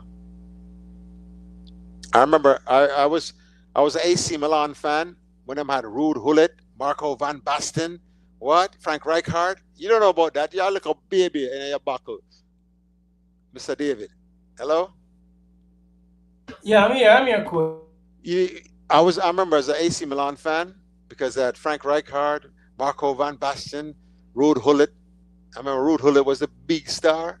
What? Yeah. And back then. So, but Inter now, I don't know this Inter team as well. What we like about Inter is that, they have, a few Americans on there.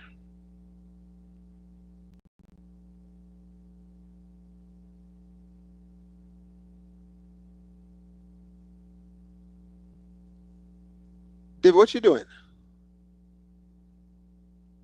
No, I'm trying to start the show, so I get some information. Go on, talk. Okay. All right. So what is fascinating to me, I want to see the first match, which is at like 7 a.m., right, between Ghana and Trinidad. That's going to tell me a lot.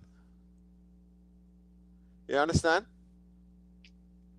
Because with Ghana, and Trinidad, I want to see exactly how that game unfolds.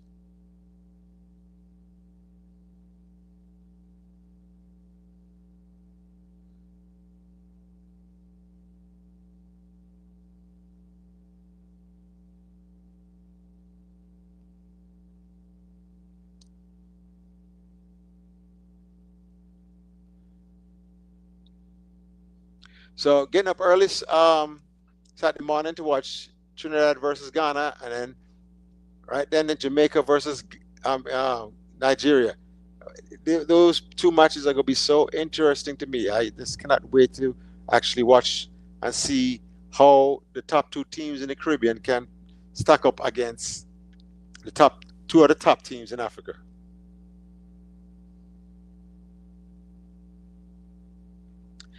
Yes, because the cost of going in the Gold Cup matches. Yes, I'm trying to plan to take my sons, and we're gonna go check out at least Jamaica one time.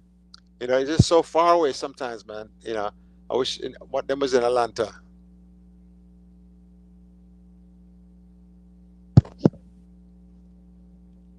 Dan, the cost of when you're going to apply for assistant coach. Let me tell you something, especially inspiring coaches, especially you, King David. Listen, David. Hello? Yeah. I want you can turn it off. If you become a coach, right, one of the things, and you get any team, right, you make sure you get an old tactician that sit there next to you and you listen to that person. So, coach, as you grow into your job. So, you're trying to be my assistant when I become a coach. All right, coach. I won't forget you. I won't forget this day that you asked me to be my assistant when I become a coach. Yes. Now, this is now when I'm old and I cannot manage to take on the whole entire thing.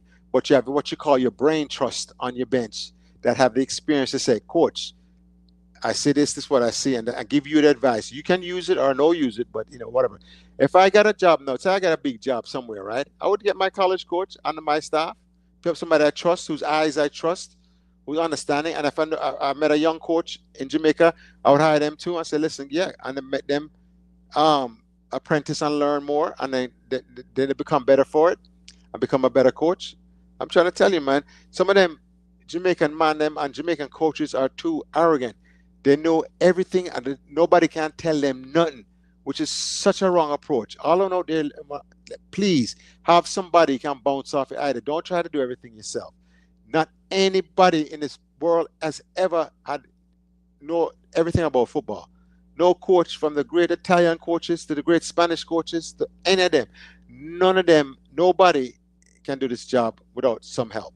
So please get that out on your mind and get some good people on his coaching staff, not bootlickers, not yes men. You want somebody that's going to challenge you and say, Coach, you cannot go into this match at 4-2 because this player on the other side going to mash you up here and blah, blah, blah. Our left back is slow, and that's how you try to talk truth to power. And if you don't have that kind of person, then you don't want to be successful. You're what we call insecure with your coaching, and you never want to be insecure. Not even just in anything you do. You are secure enough to take the knowledge from anybody, anywhere, because it's ultimately going to make you as a coach more successful. And that's what a lot of people, Jamaican coaches, don't understand. That you can learn from don't just get yes men on your staff. Please get somebody that will challenge you intellectually. And when I say challenge, not in front of the players, and you understand that. But when the coach in time, now you say, Coach, you can't do this, you can't do that. You know, boom, boom, boom. You know, you're starting this player over this player. Why? And the coach have to explain to you why. And sometimes it's good reason, sometimes it's not. Sometimes it's above your pay grade as an assistant. The owner of the club and the coach have to trying to sell this player, so then featuring this player. So you don't know, you as an assistant coach didn't know why they were starting this player. You understand? But the reason why was because they're trying to sell this player on. And they didn't bother telling you that's why they featured this player, even though the other player was a better fit for it. Anyway, so those sort of things going on in the back, things like that. So, like I said, my goal is to retire to Jamaica and start coaching. I grew up in Harborview, so that'd be my first choice, come back and coach the under 10s and get 2 teams, under 10, under 8 at Harborview, and just bring them up the whole way through. If they want me to pass them on when them turn 13, 14, to another team I coach, and me start over another under 10, under 8, I can do that too. I have no problem with that. And if the club need me to do anything else within the club, I'm there too. If they want me the old man on the bench for the U17s or U20s or Premier League team, I'll be the old man on the bench and try to help. But the coach have to be willing to, listen to advice. It doesn't mean you have to act on it. You have to use it, but you are confident in your skills and not so worried about other people that you take the advice or listen to the advice.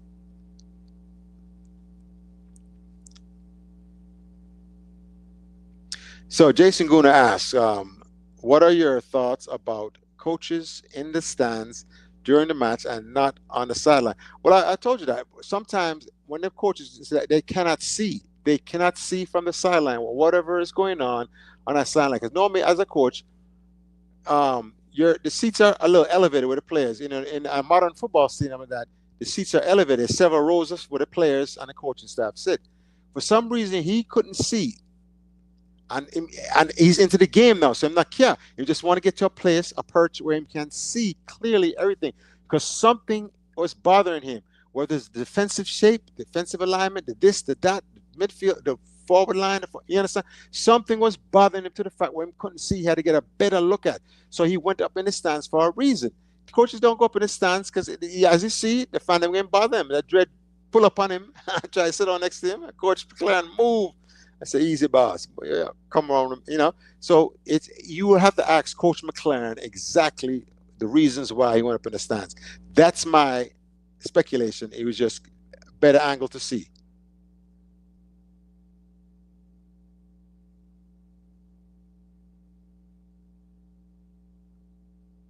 King, too much multitasking.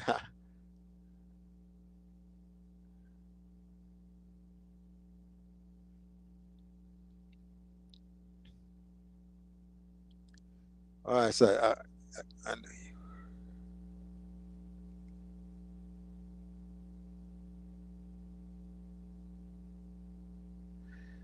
Max City says, DaCosta, I know you were against McLaren being hired. However, what would you account as success for him with this job? Wow.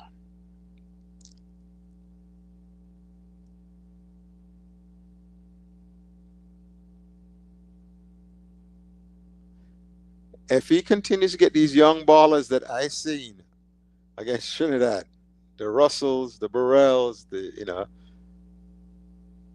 play the Dixons, and man, If you can recruit and we get rid of some of the headaches on the Jamaican national teams, the entitled players. So many players are entitled in Jamaica, and them have them starting spot. Nobody can take it from them. I want some young guns coming up right behind him, just knocking on the door. If you don't give us your best for Jamaica, we'll have your replacement already here, and things like that. So he's really recruiting and is a big success. But I've yet to see him coach the team, and you see the results of a coach implementing not only a formation but the system of play, and you see that they do certain things in certain areas. We're still going backwards too much when we have room to go forward. And the biggest problem I have with the Casey Palmer is his lack of scanning in that midfield. So sometimes it's not the coach, it's these players making the coach look bad, because the team looked really good against Trinidad and things like that. So I see that he can get them to play, but when I look around, some of the headaches weren't there.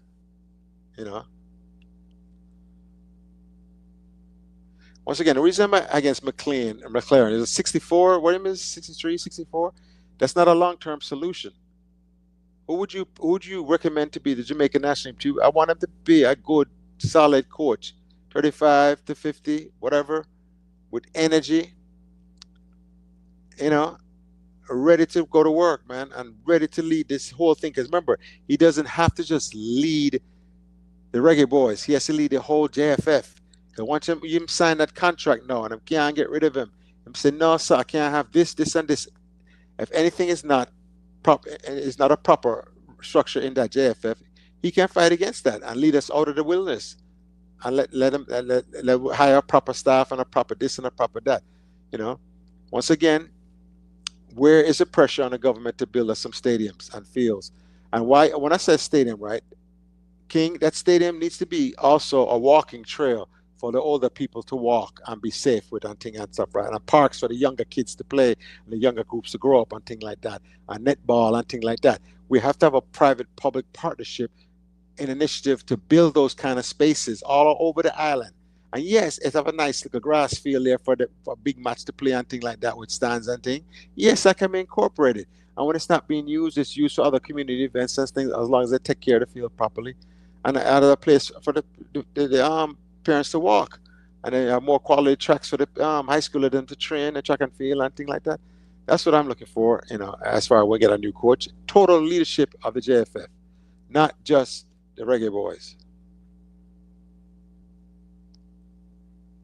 Yes, okay. Let me explain. El Granjero, right? The Costa, to be fair, Casey Palmer had a good game against TNT on Tuesday. I'm not disagreeing with you that. But you saw Casey Palmer, lack of vision is not going to work against higher quality teams. It's not going to work. He's not scanning. I'm watching him, and I'm picking up balls, and I don't see him scanning. When I see him not turning his head all the way around, and that, King, when you scan right, the proper way to scan, not only you can't take a little glance here, you have to turn your head all the way on quickly, all the way around to see outside right winger, and you're on the left. You're on the left side. And you're back to the defense, and you scan to see your left winger out there. That's how far you have to, and then the right the same way. You get a snapshot of the entire field. You decide. And then when I saw was the midfielder next to Casey Palmer against Trinidad? Was it Holgate? No, Holgate was the center back. All right. What's that? What's his name? King, are you listening? Russell? Yeah. No, the one next to King. Who's the light skin? Russell. That was Russell? Yeah. I saw him picking up a ball one time, right? And it was from the back line, and he's on top of the area. And instead of turning and play, he went negative with it, even though he had room to turn. And a lot of times, what I teach my players is, right, you can help your teammate because he didn't scan, right? But where I play the ball as your center back now, I'm playing it to your feet. You're facing me, right, King, and I'm playing you the ball, right? If I play it to your left side slightly, that means the defender is on my right. If I play it to my right side, that means the defender is on my left. If I play it straight to your feet, that means that he's coming right straight at you. that's information now I can use, because if the ball's on my right, if I didn't scan, and my teammate saw it, I didn't scan, I can turn right and know to put that ball outside of my left foot and shield and restart play, and don't have to go negative. Because when he went negative now, Trinidad and his press really gave him a hard time, and they had to figure a way out and eventually turn the ball over. So when okay. Once again, let me answer somebody's question.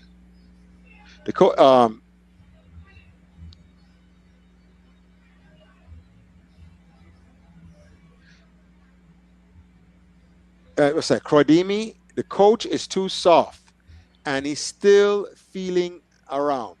We need a smart, tactful, mid-age, energetic coach, someone who is knowledgeable in one area and has coaching experience. All right, same thing I said, but anyway. The Costa, to be fair, Casey Palmer had a good game against TNT. We agree with that, but you understand that's TNT. And if you have beat your chest for beating Trinidad, when Argentina come, what you going to do? When Germany come, what you going to do? That's not going to be enough. Okay, here's a question. Costa, would you bring Mikel Antonio to the World Cup even if he having a poor form? More so as a show of respect and as done in the past. So you're trying to say you're rewarding an older baller who was one of the first ones who unapologetic and fervently came to Jamaica to play for the Reggae Boyz. I would have to think about that, because is he taking up a spot that a younger player now, up-and-coming player, with a long tournament and possibly for some injuries, I might need that player. You understand? One of my coaching people is called Bill Belichick. He coached the New England Patriots and Tom Brady. And he says better to get rid of a player a year too early than a year too late. With Mikel Antonio going to be 34 or whatever, 35 or whatever he's going to be doing this next World Cup. Possibly, how old is Mikel Antonio right now? And then coming off a major auto industry, what are we going to get? If he comes back and is in top form, yes, he definitely should be considered. If he gets back to the form that he had pre-accident and things like that, and at his age, yes, but if you see a step slow, you cannot take him, because that means you have to leave Dixon home or Russell home or Cephas home or whomever for the Mikel Antonio to take them place. You understand that? And right now, would you do that? David, you listen to that? Would you leave one of the young up-and-coming ballers? 34? The Antonio is 34? He's 34, yeah. He's going to be 35. Yeah, he's going to be 35 with the Olympics. Crazy. Coming off a car accident. That is crazy. So, you once again, will the old legs be able to do the work of young legs? Up top, no. I remember, Antonio's a worker, but he's not technically not that skillful. You understand? He's skillful enough to be in the Premier League and to score goals and to position himself and run and be and strong and fast and things. You understand that? But now, do you have the ability now to select dribblers like we saw against TNT? Dribblers and pass, and man. Because like I said, I'm a fan of Miguel Antonio. If he regains his form, he'd have to be considered for the World Cup squad. Yeah, 34 is a bit crazy, man. Yes, it is. It is so, And the man is not like you hate the man. No, respect him. I'm glad and I appreciate his service to Jamaica, but I have to be thinking about the team as a whole and the nation. And as a team as a whole, we can't take them younger forwards. And then my up and come. Suppose we spot by next year now, go up to Chelsea now, and I play minutes with Chelsea's first team and things like that. You got to pick Antonio over Whisper. Yeah, coach, I'm going to run left now because I'm going to start the show right now. Well, me going too. Coach, go on your team, I run left here, I'm to start the show right now. I'm done because I have the number for sending the link, but no, I'm going to send you because I have your number. Because remember, we were supposed to meet up at the stadium that one day. Me, you, and Prince. Oh yeah, for Ryan Shaw. So I have your number and my thing here. Because if you leave the show to me now, I'm going to talk about the oil and discover off of Jamaica, of course, Yeah. I know them planning to teeth it. I just want to understand. All right, take care. I put the link in the description. I'll just drop it again, people over there. I'll just do it again. Copy. Oh man, it's almost 12 o'clock. Damn, I got to go sleep. So I'm Yeah, out too. too late. I need to go get some rest. I need to get some rest. So that show not gonna be long. So Everybody that'll in the be real comment quick. section, have a blessed night and a good night. With King David, Ryan, get up under your bed, Ryan. Have a good night. We'll Bless you. see you guys on Saturday morning with the watch along, the live watch along, as we bring you Jamaica versus Nigeria, the team from the motherland. I know, a team from the greatest country on this planet, the land of wood, water, and sunshine, Jamaica. How you mean? Let's help we do better, fix up with thing, and show the rest of the world that we live in paradise. And we just have to make sure when there's oil coming there, that the money is spent on Jamaican people and them don't teeth it. Exxon and BP and them are come ready already. Come teeth with little oil. Imagine if oil is found off the coast of Jamaica.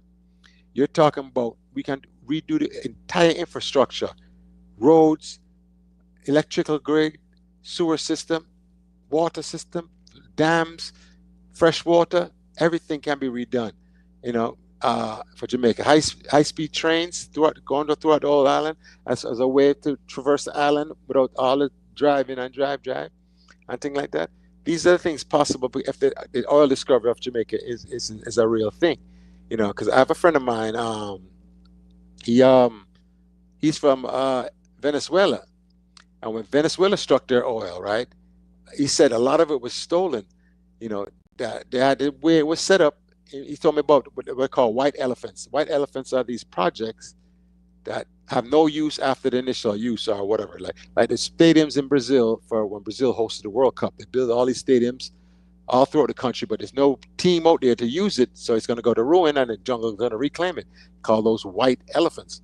The same thing now was there was these projects that they was meant to just steal the money, because he said they would bring these beautiful columns of this new subdivision or this new thing, and then that's all that was built, because the way they wrote the law, the government paid.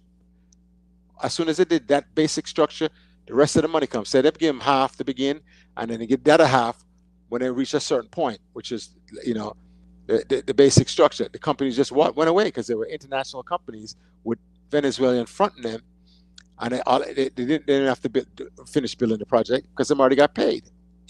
Those are the things he said the money went to waste, because there was so much money for a poor country at the time, Venezuela, that if you don't know, Venezuela has the largest oil reserve of any country in the world, more than Saudi Arabia, more than Nigeria, more than any other big one, in Russia, all of them. And them have this sweet crude, and it's different kind of oil, right? You have light, sweet, and then the heavy crude, right? The heavy one is harder to refine and turn into gasoline and the other petroleum products and things. So the sweet crude, the light sweet crude, is much more valuable because you have to do less work to convert it into the petroleum products and things like that. So I want you to understand, and all I want to smart Jamaican people, to don't make them teeth fit, because I'm planning right now, because Jamaica's asleep and not giving the knowledge out there that oil is discovered off the coast of Jamaica in Jamaica's territorial waters. It's up to UNA to make sure that the government officials and everybody else work together so Jamaica can benefit it, and without a white elephants and a teething going on with the thing. You understand? So keep prepared for that. Yeah, you see, someone in Max City, when you said Venezuela don't have electricity for city after that, exactly the point. They wasted the money. They stole the money. All these people stole the money from Venezuela. That's why they're fighting now and have different thing, and them have 350,000 them are paying a US and thing. The Maduro government saying we want the money for the Venezuelan people, but then we don't want that in Jamaica, and that's what's going to happen. You already know the character of some of these men in Jamaica, some of these politicians. They can't wait to get themselves on their money and things like that. And I'm just sounding the alarm early. Watch them. Don't make them die the story down. I said, no, it's not. No, man, you'll see. One of my college buddies from Howard, he's in Wall Street. He's one of them, work for one of them venture capitalists and stuff. What they do is they watch, say for instance, they strike oil in Mexico somewhere, right? The preparation that goes along before they start to actually drill, or they buy a thing and put in an infrastructure, so when they pump up the oil, they're able to deliver the oil and stuff. They starting to see that early stage. It may take 2-3 years for them really put the infrastructure in, but the early parts are going on right now. I just alert on the Jamaicans. Get ready for that now. Boom. Invest in the money. Can make a little money. And look at Guyana. Yeah, same thing with Guyana. Guyana, them discovered trillions of dollars worth. I mean, it is billions of barrels worth trillions of dollars off Guyana coast, and Venezuela trying for annex them and take over them because them want them. That's how much them want Guyana's territorial waters off the coast there, and things like that. So like I said, the same thing happened in Jamaica, but they're just dying it down. Remember, now British Petroleum is BP. The British been robbing Jamaica for how many centuries now? And we can't let it happen. Jamaican oil is for the prosperity of Jamaican people. And the least you should get out of this stuff, infrastructure, roads, electricity grill, and then let's put the electricity underground. Up here in America now, every new subdivision, electricity has to be underground. There's no more lines above top and thinking that.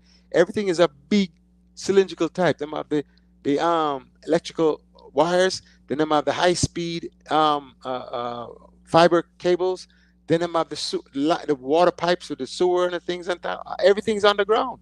So when a storm comes, there's nothing to knock out, and there's more time for more likelihood that you will maintain your electricity and it won't go out on you. These are all the new subdivisions in America. They've been doing that for 10 years now up here. I want to see that done in Jamaica. Let's do the same thing, man. Let's redo the infrastructure, put the power lines underground, put the, and then while you're putting the power line, put the high-speed fiber in there. So you can, internet is a zoop and just, available. You have to pay the price. And then, but we know we're so crab barrelish, and I have to talk real, that we would prevent each other from doing it rather than working together to make sure that Jamaica succeeds and can join the first world of countries and things like that. Let me see if anybody else have anything in account. Overball pre-channel. Do we? No. Okay. I'm out. See you guys later. I don't want to take away from King David's audience. So oil in Jamaica, yes, the oil off Jamaica's coast, Jamaica's territorial waters, they found oil. They're keeping it hush-hush because they're planning to teeth it, and Jamaicans are not going to benefit from it. And I give you the example of Venezuela.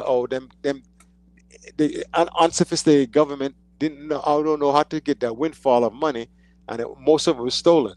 And now and U.S. ready to invade them now, talking about human rights, this and human rights. No, they want their oil. They want to control that. And in Venezuela is no better. They want to invade Guyana now, come take them territorial waters, annex them, so they can get oil. Because when they find the oil, anywhere they find it, everybody come and run to make the profit.